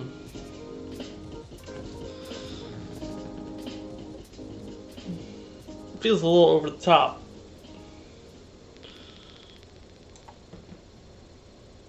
He's also wearing heavy armor. Am I having second thoughts about these bullywug?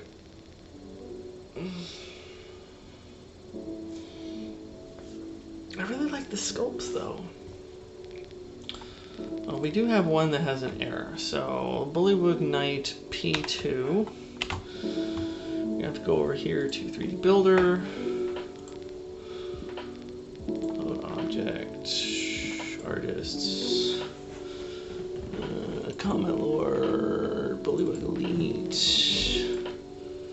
Knight P2.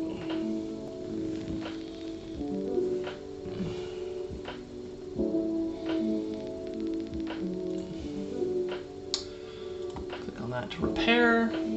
I will be right back in just a minute.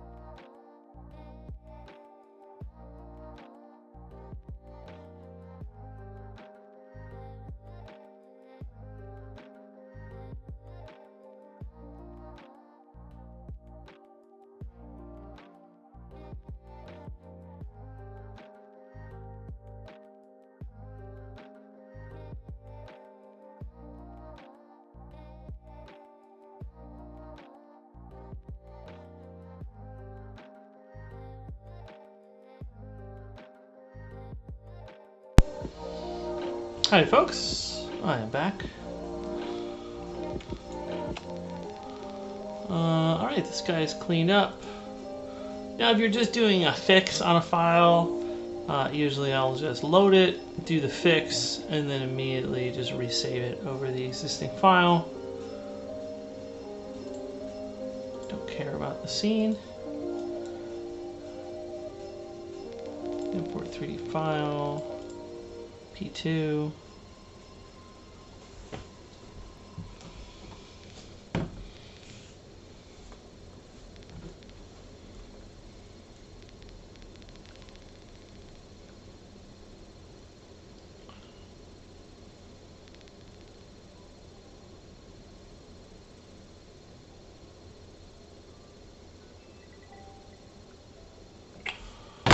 Awesome.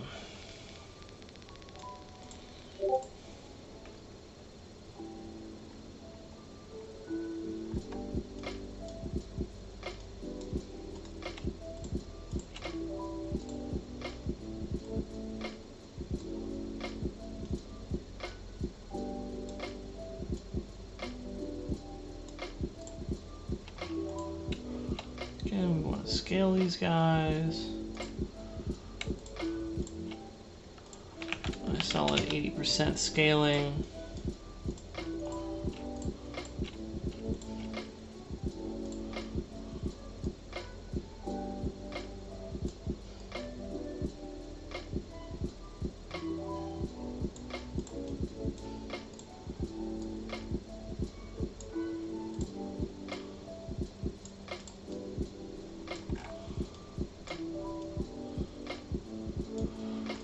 And then we want to import 3D file, our Bollywood Elite.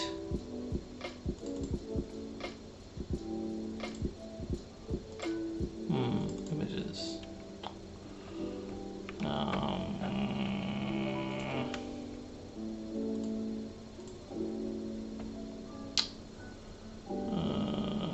Comment Lord, Loot Studios, Comment Lord, Bollywood Elite, images. I really love this one right here. That's P2.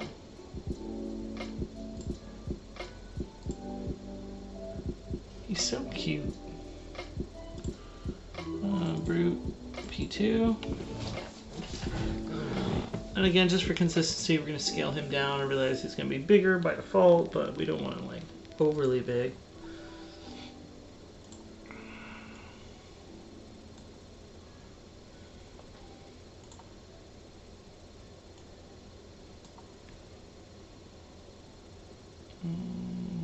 Scale him 80%. Yeah, look, he's still a chunky boy. But it's not like huge. And that you know what? It's gonna be a fun encounter. Probably way more armored than they're supposed to be, but I don't know. The whole look of all of these guys together, it's gonna be awesome. We're gonna save this as a new scene because I want to print these all on one print bed.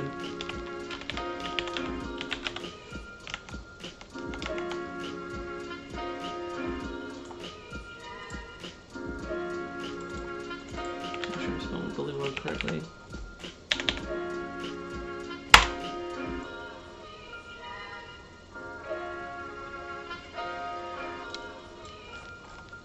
And then I'm gonna do this. Delete all those off the print bed. Yes, we just still need to support all these guys and get them situated.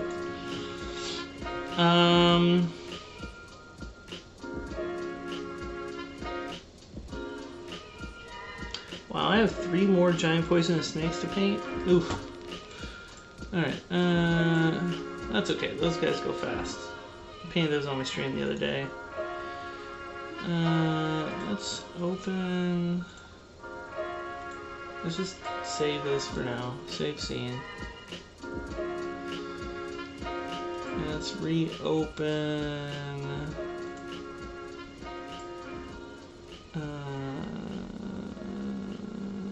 this stuff.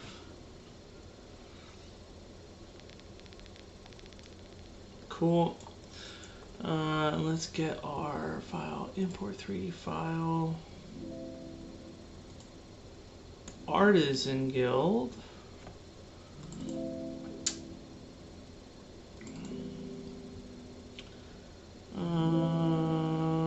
Gold Maw Lizards, Kazot Stormcaller. Now, the interesting thing is, you notice it's not supported. Because this is, again, a problem with downloading files that are old. Okay, nuke this archive.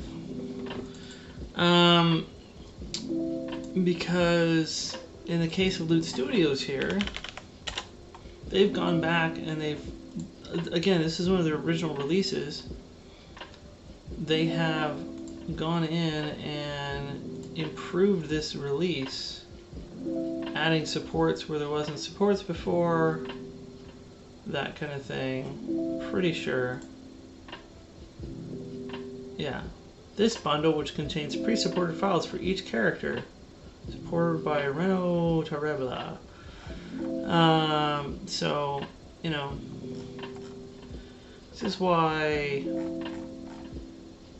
know, if I'm going to go print something, I'm going to go out and grab the latest version. Because now I have the supported version of this same thing. Cancel. We're going to open it up in here.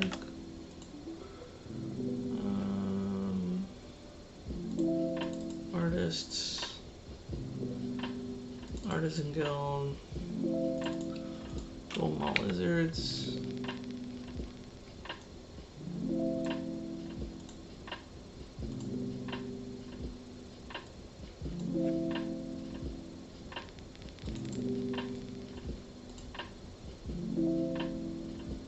I'm just going to nuke these folders.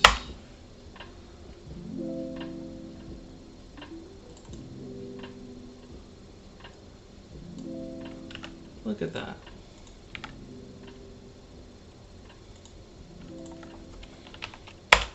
And now they have the separate folder for the standalone weapons.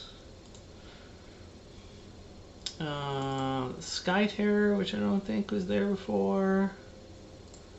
And the release that I have of it, I think it's before they had big epic monsters with each release. Artisan Guild is probably the only community, the only artist out there that's gone back and done modifications for old releases to keep up with their current standard. It's wild. I don't think that the altar was there originally either. We want Stormcaller. Stormcaller. What's the difference between these two? Is this with the lightning and without the lightning?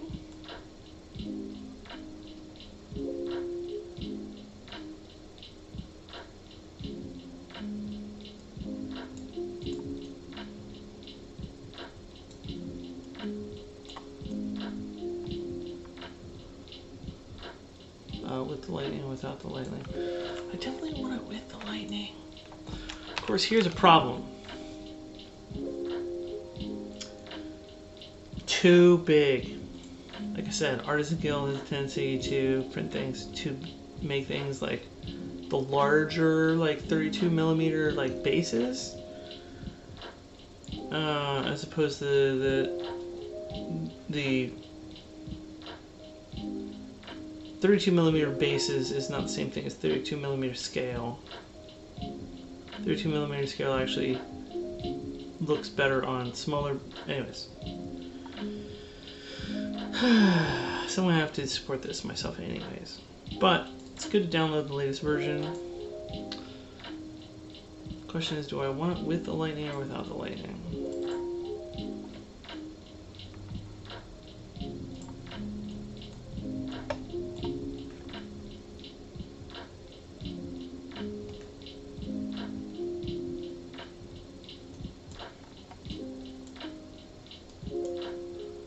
I'm just gonna have to move these guys over here.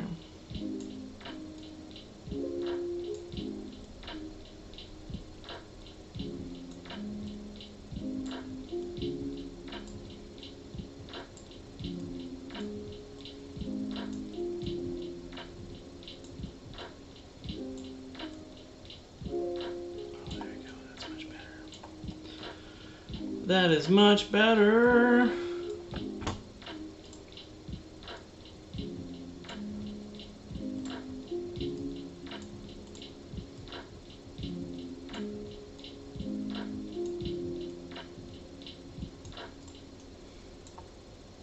Okay.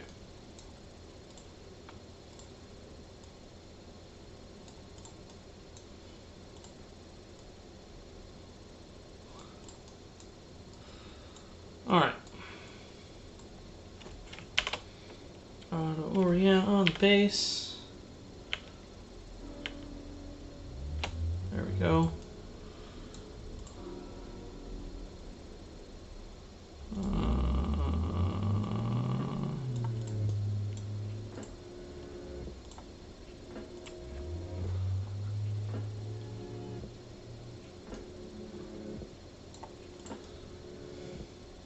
Again, you kind of want like a 45-ish degree angle on the base.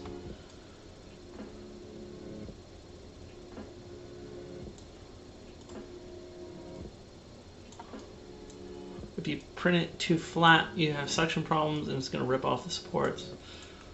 Oh, but you know what I did? I didn't scale it down. You know what? We're not going to print a base for this guy. Scale.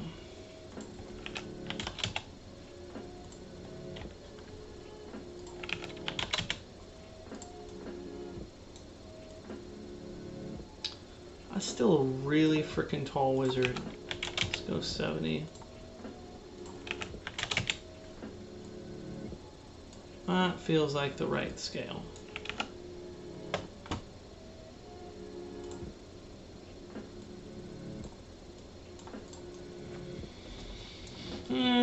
File, save scene.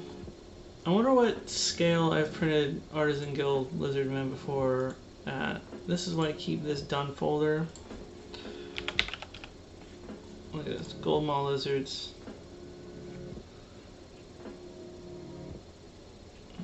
G2 box. Gross. Man, my old printer was so tiny. Does it show what scale it's at? No. Oh my god, they're so tiny. This print bed was so tiny. It's my original photon.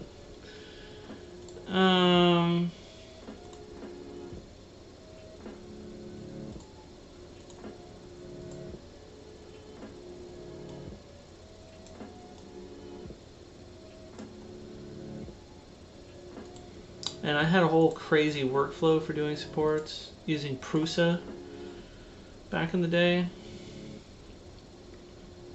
Oh, that's right. So the scale would actually be in Prusa.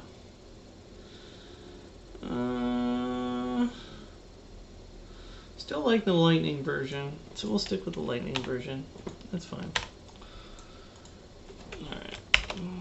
Auto orient. Kind of wish it was Lightning was separate from the model and you could kind of glue it on.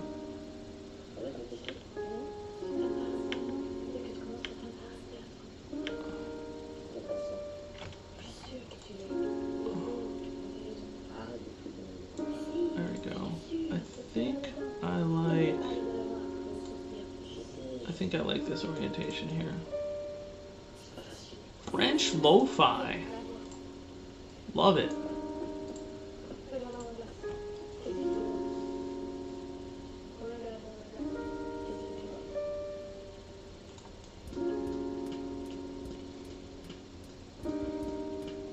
That orientation might be a little bit too flat, but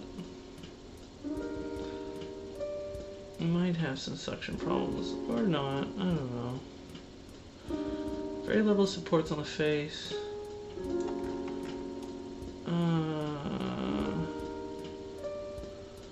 Yeah, I think I'm happy with that orientation. Alright, let's check it for islands.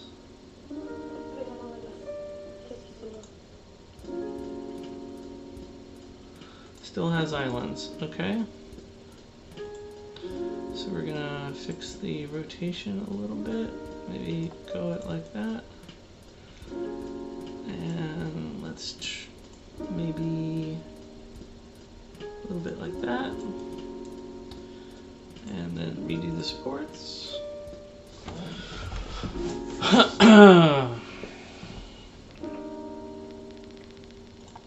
Hoping for less islands now.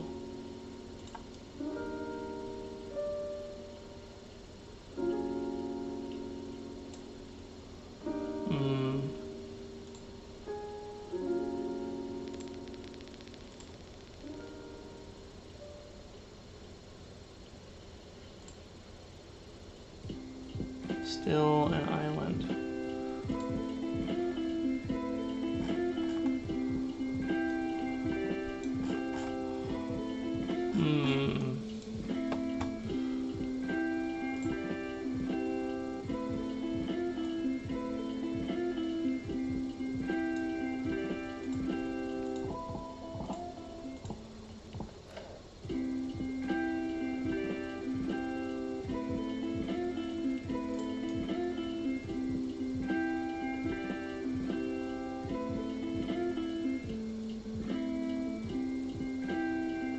Oh yeah, that looks much better. The front of them is gonna be nice and clean. Okay. Let's try that.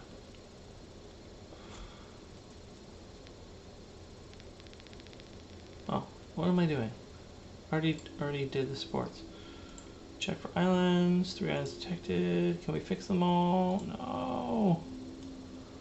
We still have an island somewhere. Where is the island?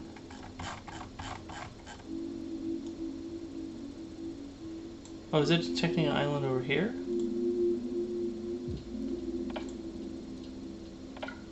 Oh, there we go.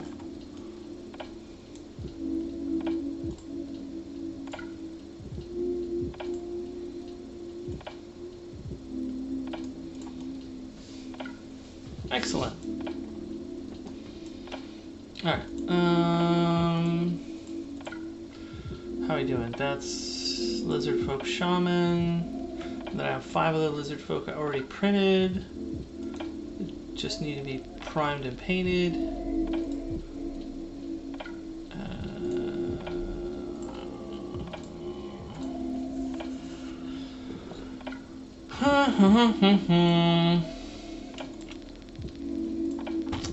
Let's get the royal in on here.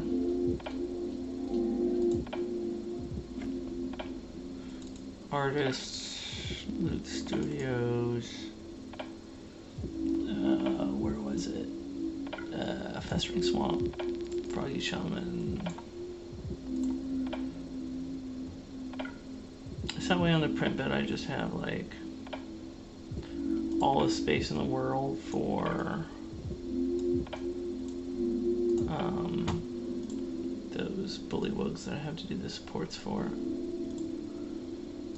So maybe if you think about it, that's like 7 models just in bullywugs.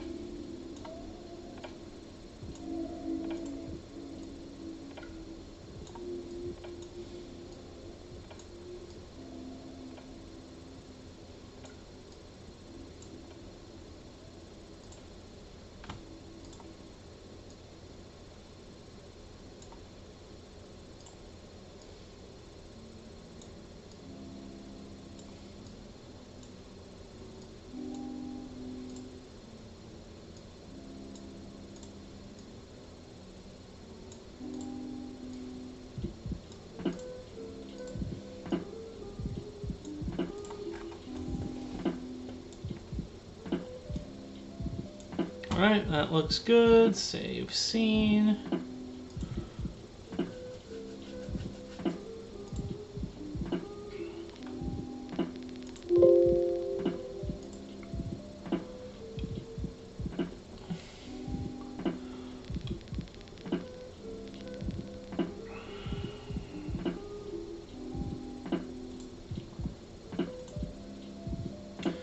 Open scene, bullywug. Bullybug, bullybug, bullybug.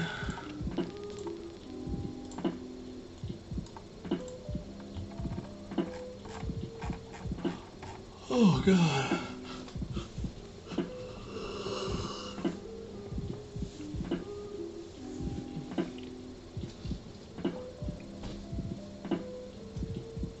Alright. He's already printed. Let me take him off of there. Alright. Get some auto orientation going.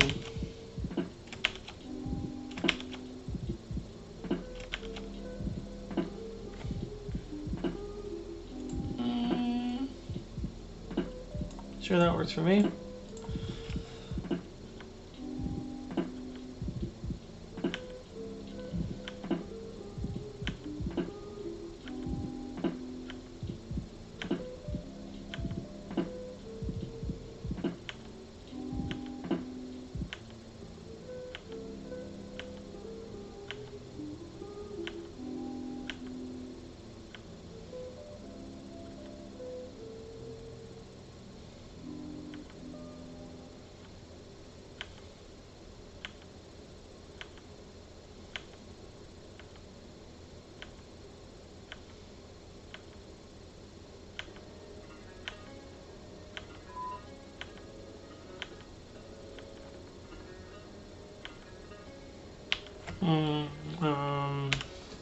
Yeah, the orientation of these daggers is what's making it hard for it to figure out a good orientation.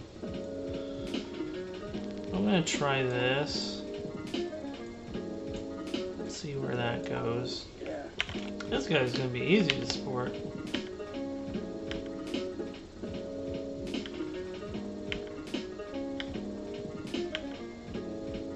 Of course, it's still face down. We'll do that. Nope. That's good.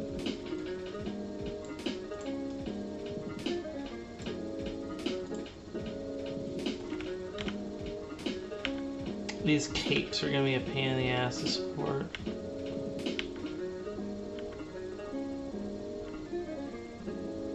Oh, the design of this hammer is going to be a pain in the ass to support. Because of the holes in the hammer. Ooh!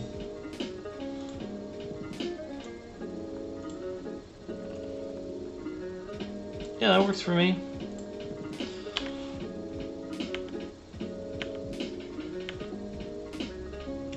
That works.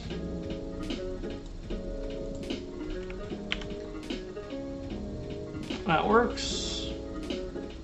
Wow. Yeah, Comet Lord did a good job of... There's sort of a trick to orienting the capes in a way to help with 3D printing and supporting, where the cape is at that 45-degree angle that is good for supporting. Or you know how it sweeps out like that? It's honestly really good for painting too, because once you put it on a base, if you don't have a cape that sweeps up a little bit, it gets really hard to paint the back of the model. Oh, come on! The other two were so, like, first try.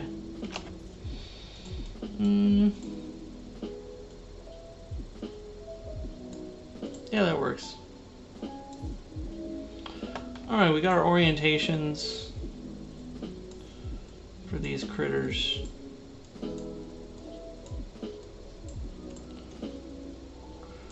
Now it's time to pray to the island gods.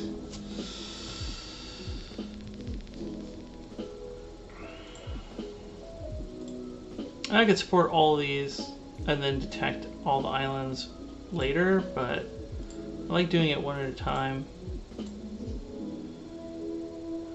So that way I know which one, if it does find islands it can't fix. Ooh, we're doing good so far. I've supported enough of these myself manually that like I know what a good orientation looks like. And I'm trying to import that upon you because not every single file is going to be perfectly supported. Or, you know, in the case of this, they did, you know, Comet Lord did provide supports, but I didn't like the scale. And again, I wouldn't use supports if you're fucking with the scale too much. You know, people out there will argue how much it's okay to scale it and still keep the original supports, but I would recommend just stay away from that. If you have good support settings, like I've shown here today, you're going to get great results, minimal scarring, and success. That's the important thing. Nothing's more depressing in 3D printing than, like, you know, a print failing. Because you have to clean out the vat,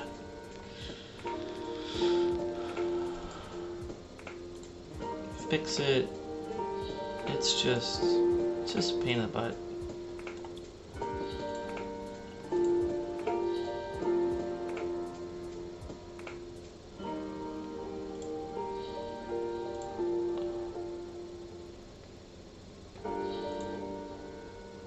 And there we go. 6 bullywugs, all ready to go for printing. That took way less time than I thought it was going to. Thank you, Lychee, for your amazing auto support system. I think the entire 3D printing community rejoiced when Lychee came out. Or, yeah. There are still people who use Chitubox out there. I think that's mostly probably because they watch YouTube videos that recommend using Chitubox, but that's old advice. If you're 3D printing, at least resin, I can't speak for PLA printing because I don't own a PLA printer, but if you're printing in resin and you're using Chitubox, you are doing yourself a disservice.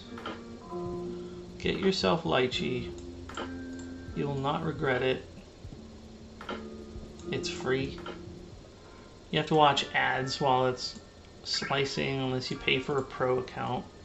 Whatever. Not a big deal. It's a 20-second ad that you have to suffer through, quote unquote. But you know what? It is a much better software, it has much better performance, much better results. So many of the 3D printing studios out there will provide scenes already for you in Lychee.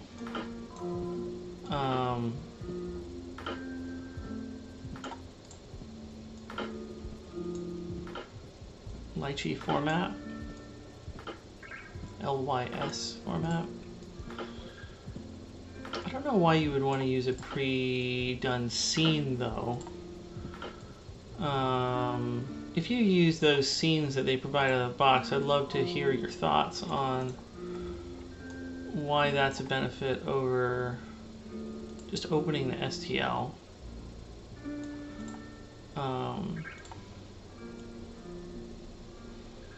maybe the scenes have the supports in their natural format, kind of like this. So if you need to adjust it, you can.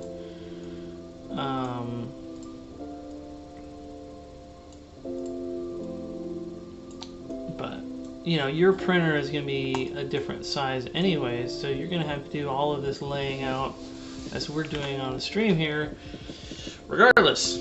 So, all right. There's one last thing that I need to print that might be able to fit on this print bed with our froggies. And that is, I need to print some giant lizards. Now, I have two different kinds of giant lizards that are available here. Both Loot Studios. Shocker. We've got here in our, we've got a monitor lizard. Love the look of that guy. And we've got this swamp drake. And I think that we'll print both. Because this encounter calls for 6 of them. And coincidentally, it is a giant lizard that a lizard folk would ride. So these are going to be big freaking lizards. This is probably a 40 millimeter base for a, you know, lizard folk, which is, you know, that's it's a 32 millimeter base. You really should be on a fully 32 millimeter base. That's probably like a 40. We're gonna open this file and see how big this guy is too. We're gonna download Lizard Rider, Monitor Lizard. Download Swamp Drake. Nice thing is this Swamp Drake is actually nice and big. He goes off the base, so it's gonna be begging for a larger base anyways. And we're gonna use this Lizard Rider as like our scale reference, because that's the scale we're looking for.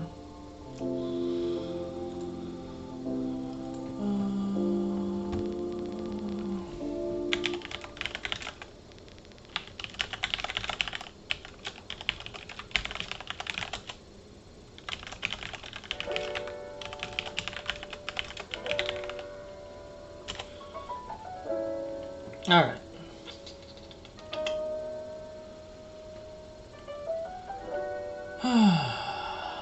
All right. Let's go back to our files here.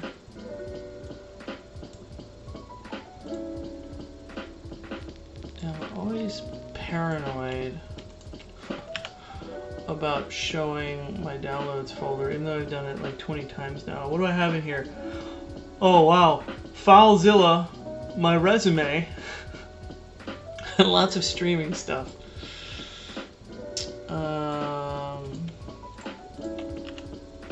Downloads, 3D objects, pull that back over here. Artists, Loot Studios, boom.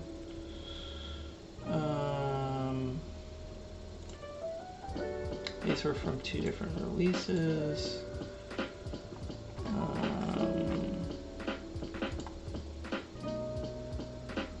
It's another trap.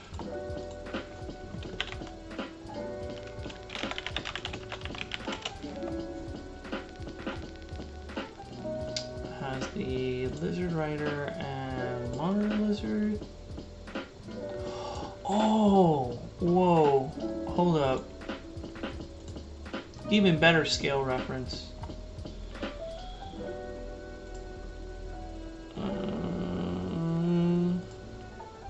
Downloads. Oh. Downloads. Boom, boom. Beep. Water lizard, giant lizard. This is gonna go into. It's another trap. And then Festering Swamp. Gathering the Festering Swamp. Okay.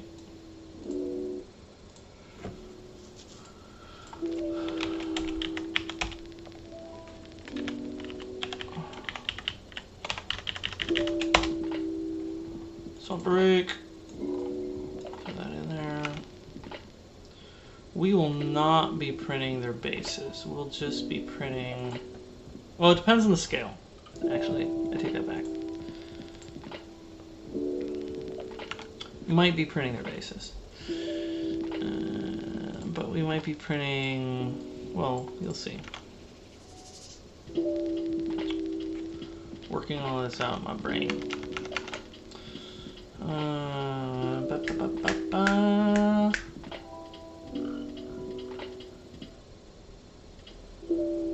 It's another trap.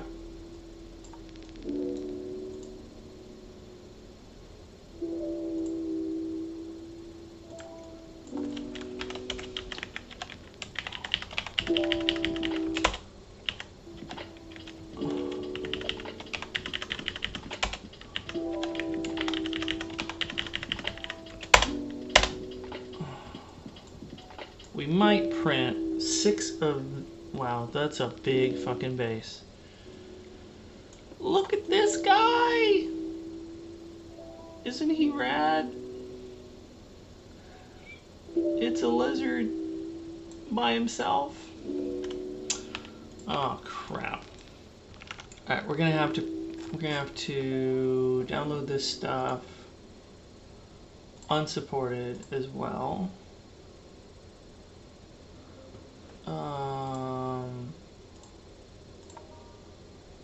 Just so that we can get our scaling down.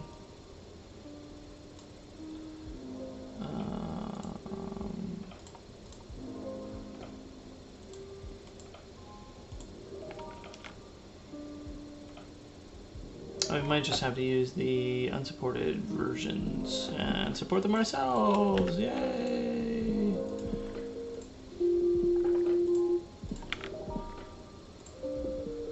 Water lizard, giant lizard, that goes down into its trap. This goes in festering swamp.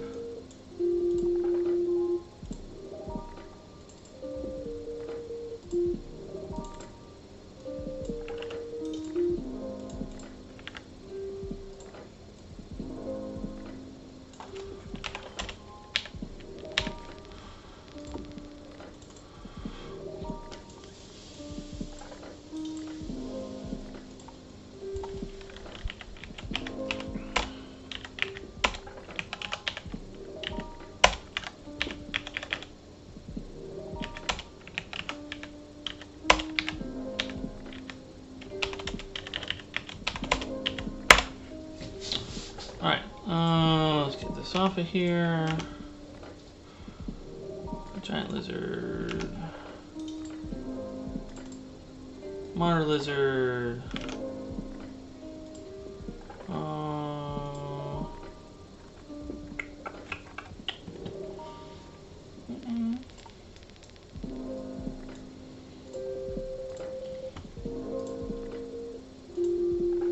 Now, according to the lore of this part of the campaign, these are, again, this is like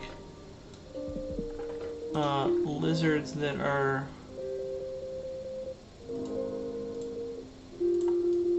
definitely lizards that are for writing. So, like, I could just print 6 of these guys and call it good. But they're not supposed to have all their harnesses and shit on them. And second, that's a lot of shit to paint 6 times. I might print like 1 or 2 of them with the harnesses on. You know, maybe we'll do this, and we'll duplicate it and mirror it, because my group might do something crazy and try to like steal one or ask for one as a mount. And it'd be cool to have maybe 2 of them painted as mounts. But let's try 120 scale.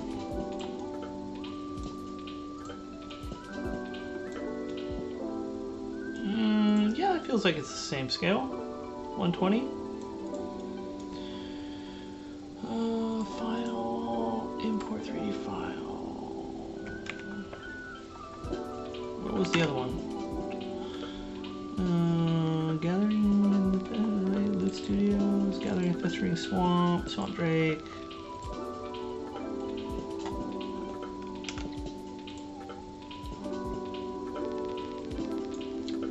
Let's see, this guy's like way smaller scale.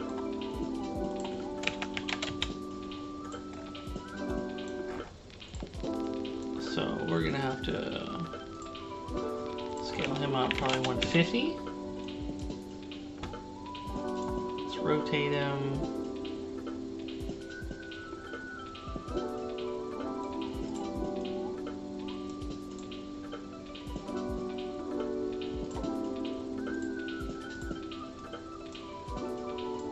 Trying to get like similar orientation here so that I can better appreciate the scale. I think we need to go a little bit bigger.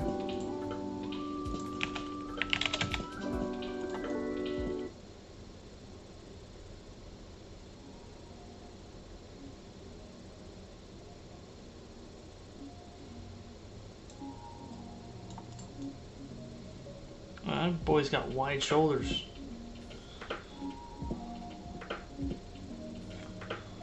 Sure.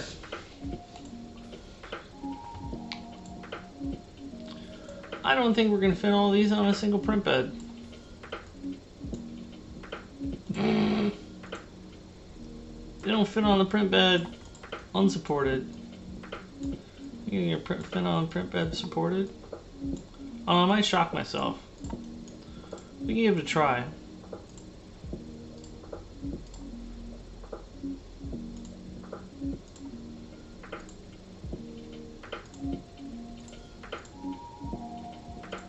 You never know.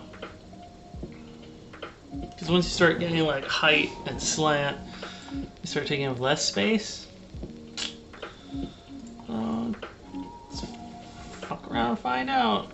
As my friend Andrew always says. Oh, let's get off of auto rotate. Oh man. Well, okay, these guys, we can use the pre-supported file. Import 3D file, objects, artists, Loot Studios, it's another trap, giant lizard supported. Oh god. I think I might have to do a different print bed that's just some big chunky bases. How big is this base? Import 3D file. Pretty sure this is a 40 mil.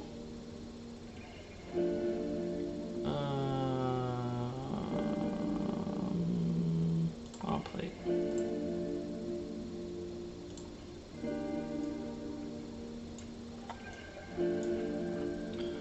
Import 3D file. Bases.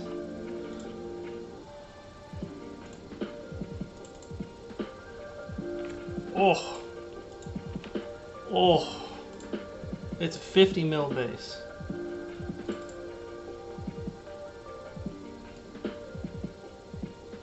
Yeah. Alright, we're not... We're not going to use this base. Mirror, no. Copy.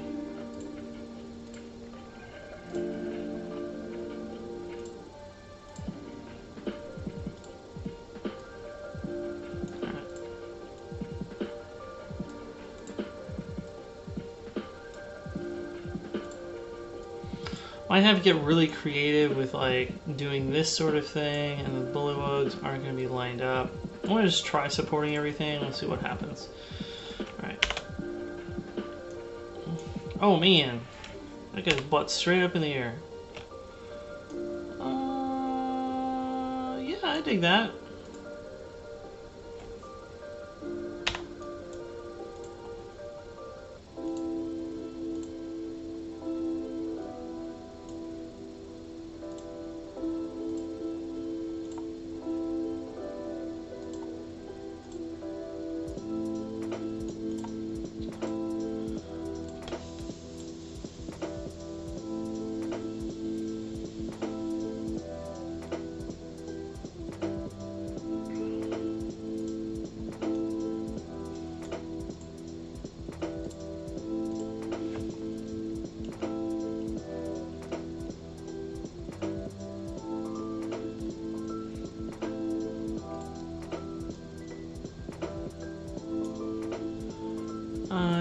think that's going to work. I think we're gonna have to do something more like that.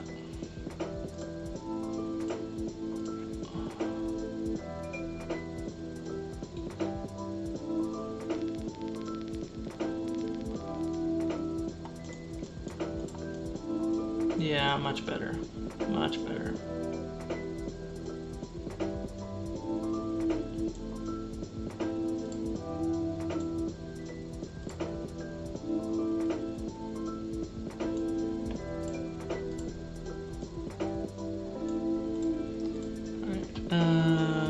Let's check it for islands. Nope, not fixable. Okay. What?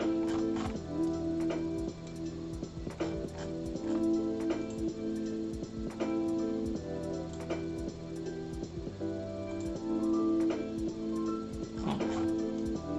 Weird.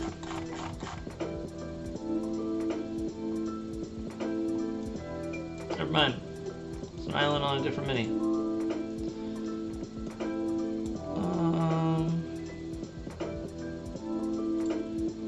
Alright, well let's copy this. Oh shit. Oh, okay. And then we want to mirror.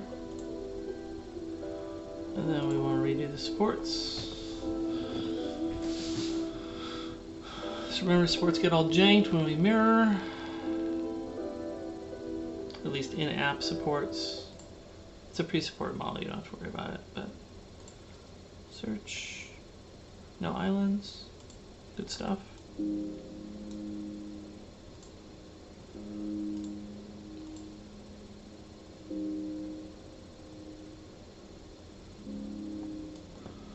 don't know why this one is insisting putting a support here, but this one isn't. Whatever.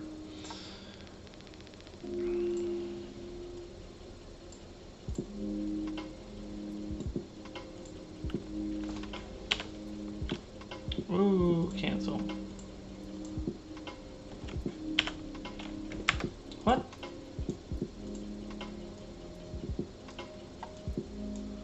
Oh, what is going on?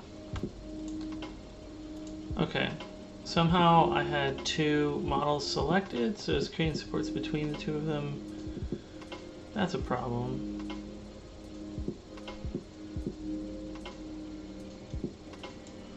There we go. Oopsie fixed. We just double check for islands. No islands. Okay. Let's save scene. Bullywug. And giant lizards.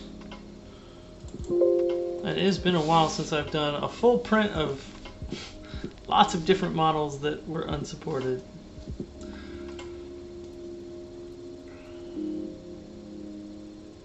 Now see, this kind of really cool thing right here, this is what happens when somebody does manual supports.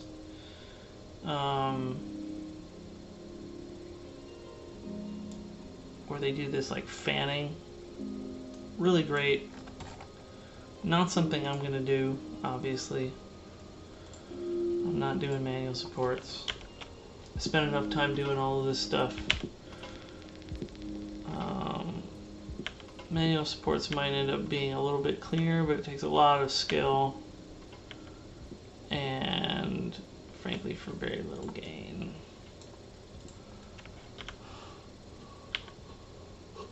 Ooh, man. You sneaky bastard. You don't like being supported, don't you? Yeah, the design of the scales and the fan ridge on his back, just his overall pose. I think that's actually going to have to be the best orientation, believe it or not. Ugh. Let me see how they supported him.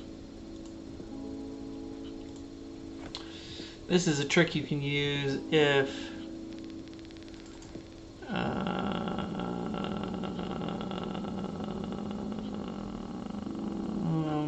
Loot Studios, Gathering Constraint Swamp, Swamp Drake.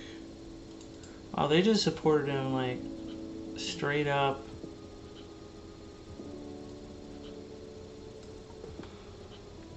At like a slight angle.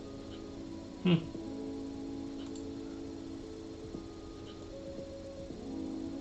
just did that kind of thing.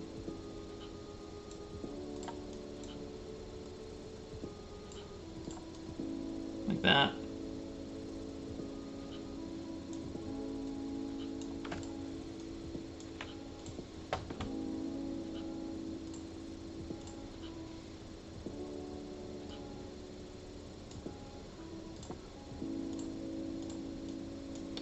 Alright, well, let's try it.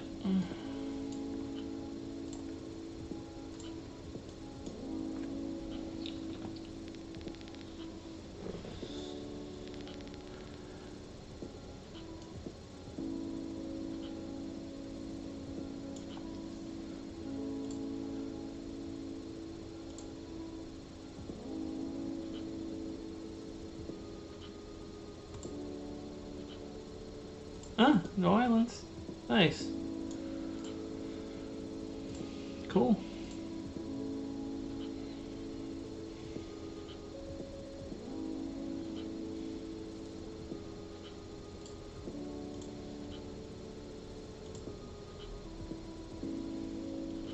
Alright. Now we get to play Tetris. Dun dun dun dun dun dun dun dun dun dun dun dun dun dun dun dun. Please, no copyright strike.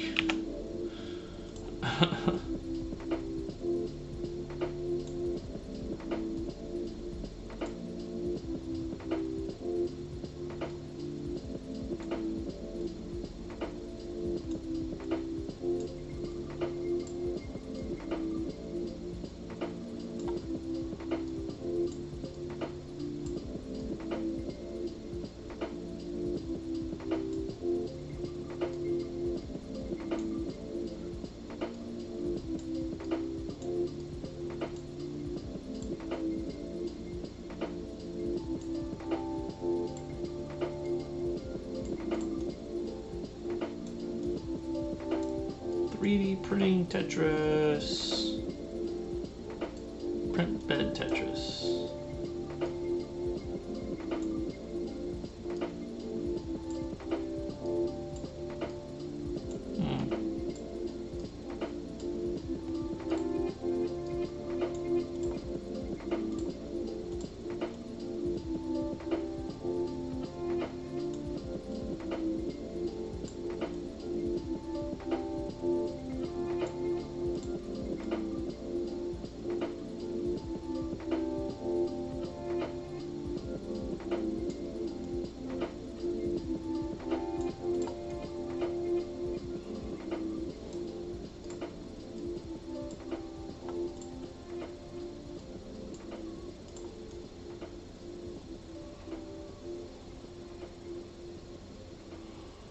Oh, where'd the other guy go? There he is.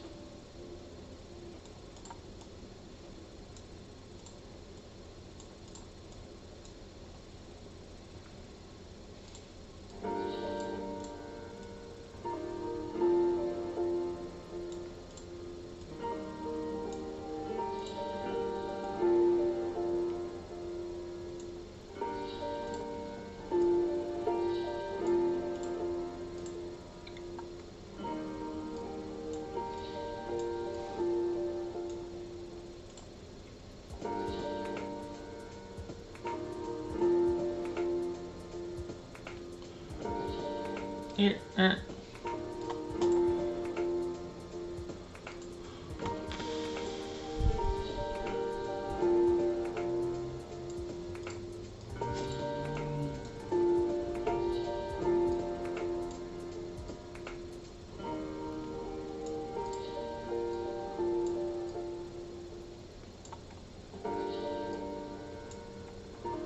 I said, moving things around, probably fit them all on the print bed. Lo and behold, there we go. I can even sort of space these out a little bit better so that way they aren't so close to the print edge.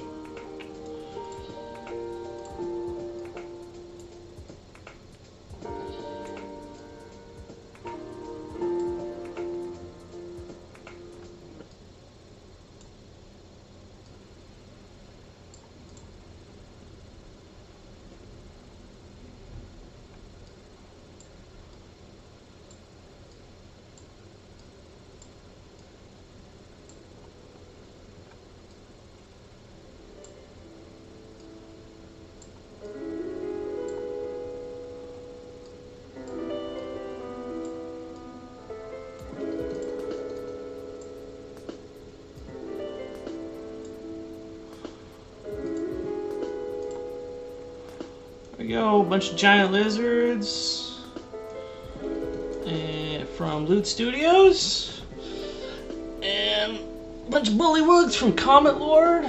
Good stuff.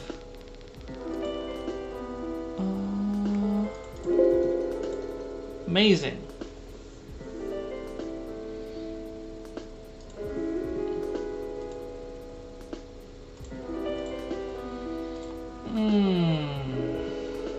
So that'll be good.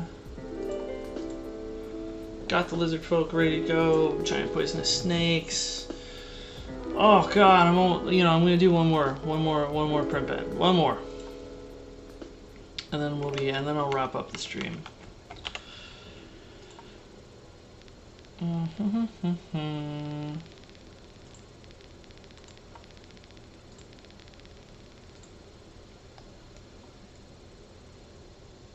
Oh, I need to figure out the bases for those lizards. 50 mil bases. Alright. So this is where I like to go to.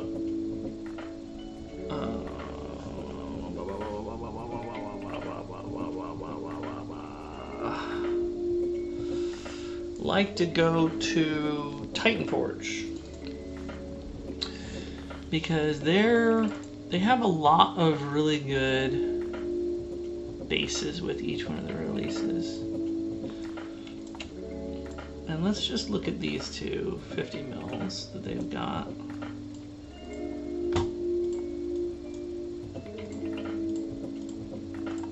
Too much shit going on. Too much shit going on. Never mind.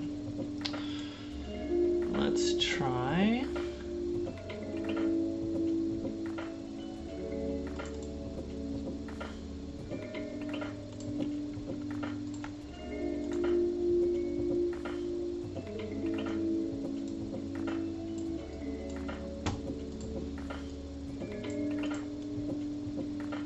This could work. Yeah.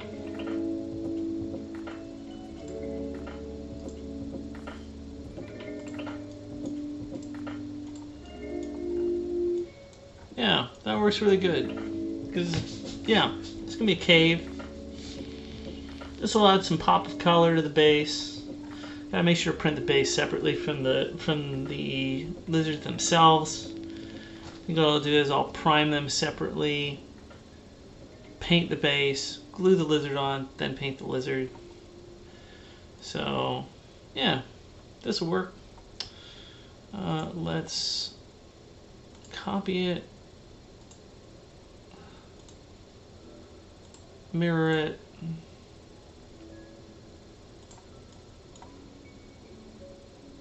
copy it 2 more times, which means we should have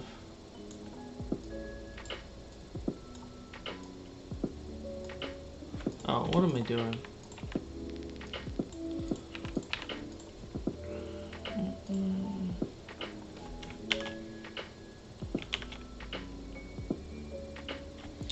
And yes, even with bases, I like to do the auto orientation because sometimes there's shit on the base and I like it to detect to see if there's any anything that needs supports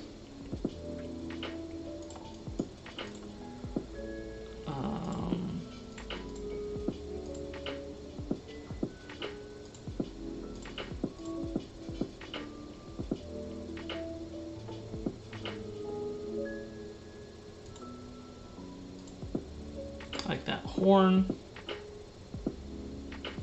for example.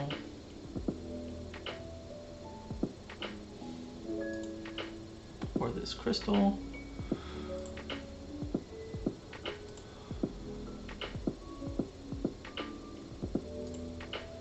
Not expecting to find any islands here. Okay. But yeah, see, even this horn needs a little bit of support there.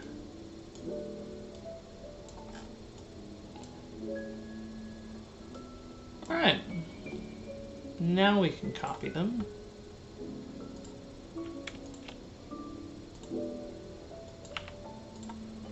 Because we got 6 lizards.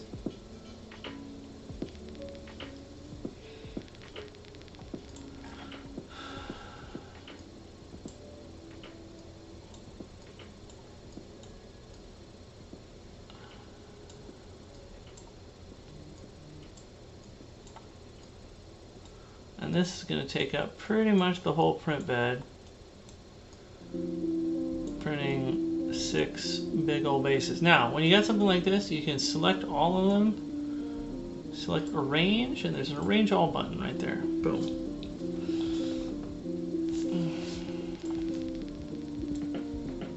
And I hate the way that it arranged them.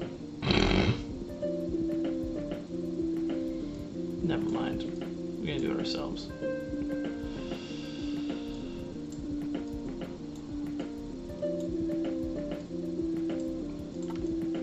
Did it rotate them?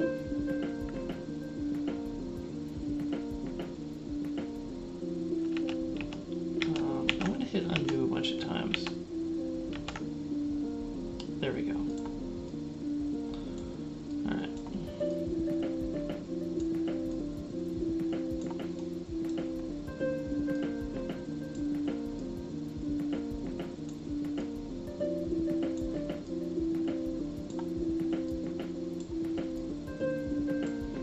You got plenty of space in a print bed like this. You just want to kind of space them out. Especially when printing bases like this, there can be some pretty gnarly suction force at times with bases. So, the more you spread it out, the better.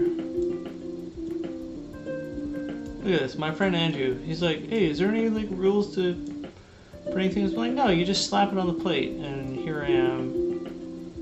My stream of consciousness telling you reasons why that what I told them is not true. There is sort of a method to the madness.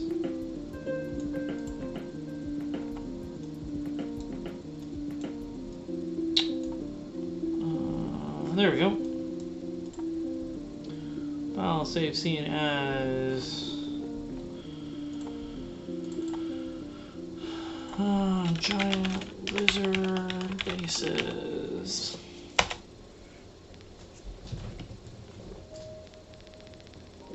Yeah, we didn't print bases for the bullywugs.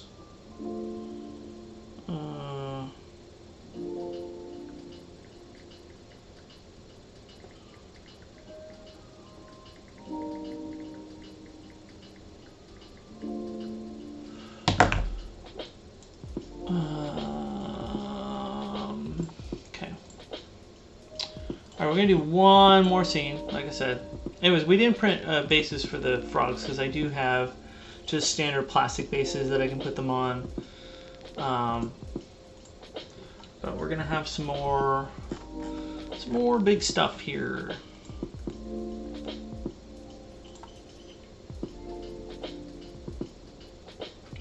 Yes, 32 mil hollow.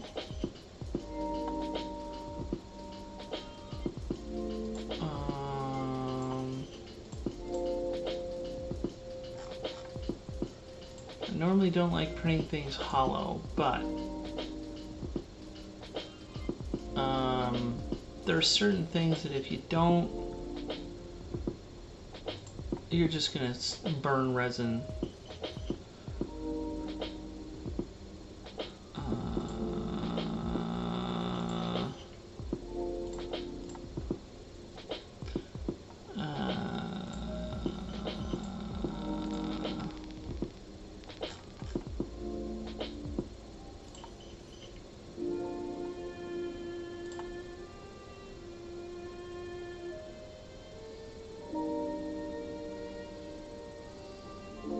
Oh, they don't have this hollow? Okay. Alright, that's fine. Surprised they don't have that many of all things hollow. It looks pretty chunky. Alright. Downloads, 3D objects, artists. All of these are going to be Loot Studios. Nope, that's Lost Adventures. Loot Studios. We have some Festering Swamp. Giant Toad. Now, I gotta print a bunch of these. So this might take up whole print bed just by itself. So I'm just gonna slap this on right now. And I'm gonna be concluding the stream with one of the coolest things I'll be printing. Ooh, look how nasty and big and pussy this guy is. Do I really want to paint 6 of these? Oh, that is going to be a nightmare. Well, no, it's not. I mean, I'll probably go all over with one color, and then I'll go back over with Nurgle Rot on the pustules, make the pustules look shiny and give it some different texture. So, it's whatever. Alright, but I do need to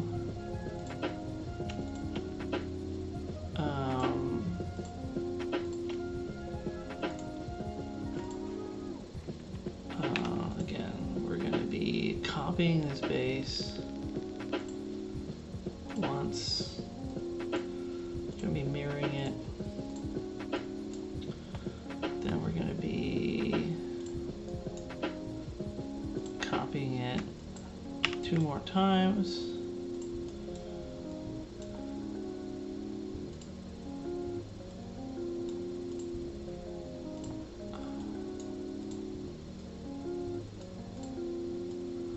Big old bases.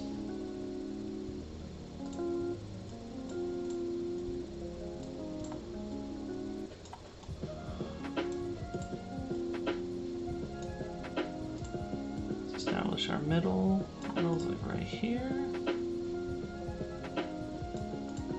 You figure out your middle based on where this arrow is. And then we just kind of want to slap these in neighboring quadrants. Try not to get too close to the edge. There we go. Whoa.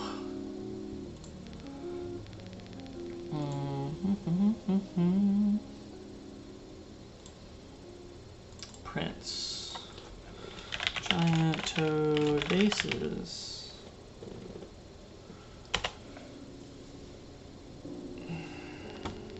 File, new scene. Add files. Let's go back to here. I'm going to throw in the giant toads.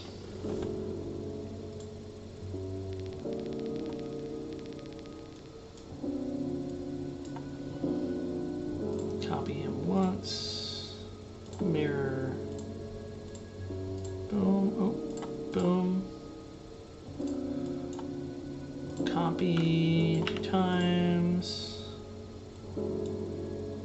Range.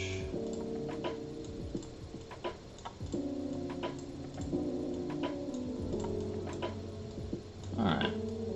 Probably have enough space for this and one other model and its base. And I'll have to do a single print for, again, the coolest model so far in the campaign. Been looking forward to printing this model at some point. Just have to wait and see. Not spoiling it yet. Keep watching. Alright. Import 3D file. Nope. Here. Well, you probably already saw it. That's right. It's right there. And this is gonna be buried tomb.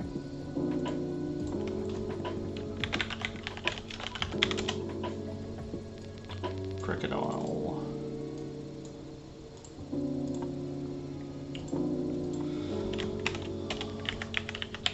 I technically already have crocodiles I 3D printed a long time ago, but they're really shitty. This crocodile is really nice. He's a chunky boy. He's got a beautiful base. Look at this, it's got like a water swirling situation going on. Just beautiful. So we will, I guess I see why they didn't hollow him. He doesn't really need hollowing.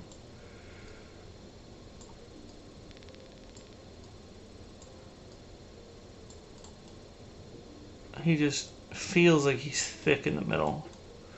These frogs though, did I print these hollow? Are these hollow? Yeah. Imagine if you printed that whole fat ass frog in resin. That would be so expensive. But since they're hollow, look at that, $250 for all of that. All right, save scene as giant toads and crocodile. All right, new scene. Scene you've all been waiting for. Pretty sure this gathering in the fence ring swamp. Let's just double check.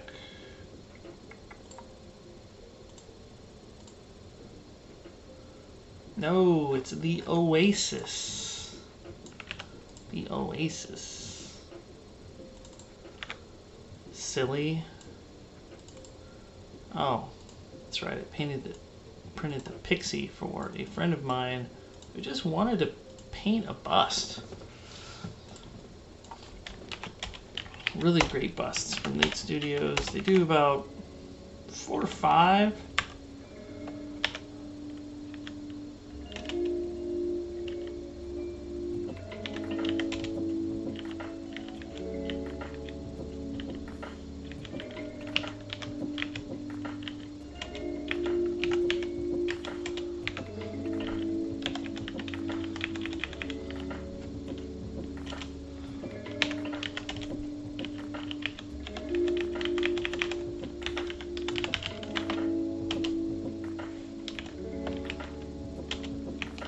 Maybe the tree itself isn't hollow.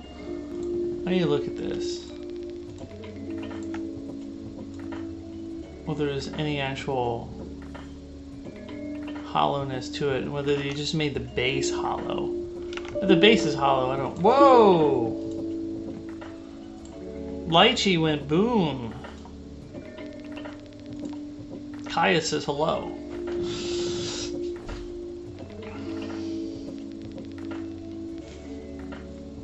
Yes, I play Genshin Impact.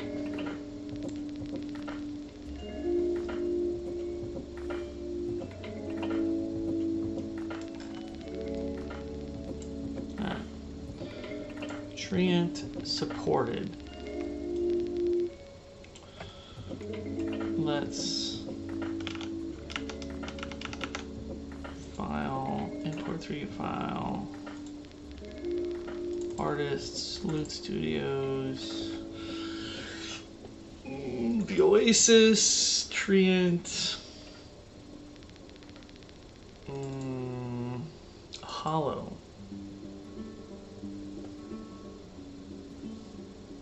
Okay. So what we can do here is we can go here to export, and we can go simulator. There's a little slider right here, and we can see. That's not what we want. There we go, object. Trying to see where, if at all, this is hollow. It's not hollow. Okay, cool. So it's just the base that's hollow or not. I don't care.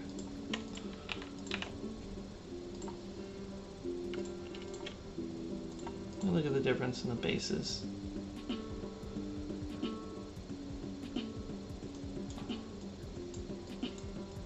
Is it really a fucking difference here? Oh, really?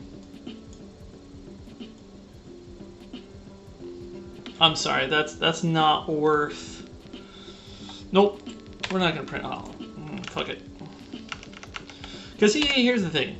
If you print something hollow, you run the risk of not curing, not cleaning it well, and there being uncured resin on the inside, and then you'll have like resin seeping out through the holes, and it's gross and it's nasty. Trust me, you don't want it. Hollow, get rid of that. So unless there's a significant difference between the hollow version and the not hollow version, like, don't print hollow. Like those frogs, huge difference between painting basically a giant spheroid character hollow versus not.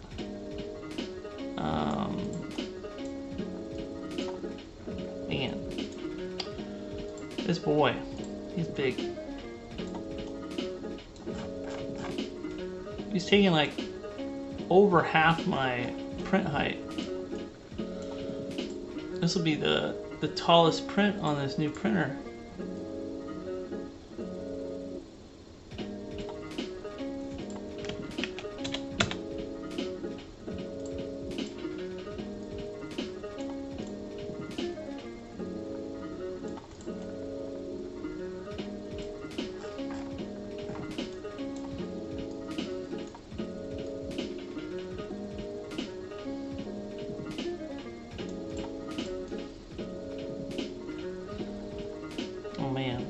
I'm excited about that. That's going to be a fun print. File, save scene as 3D objects, prints, Treant, file, export, scene, no. Yeah. Awesome. Well, that concludes everything I need for, aside from one mini that I'm going to have to buy from WizKids. If you include all the minis I already own, and here I'll put this on screen,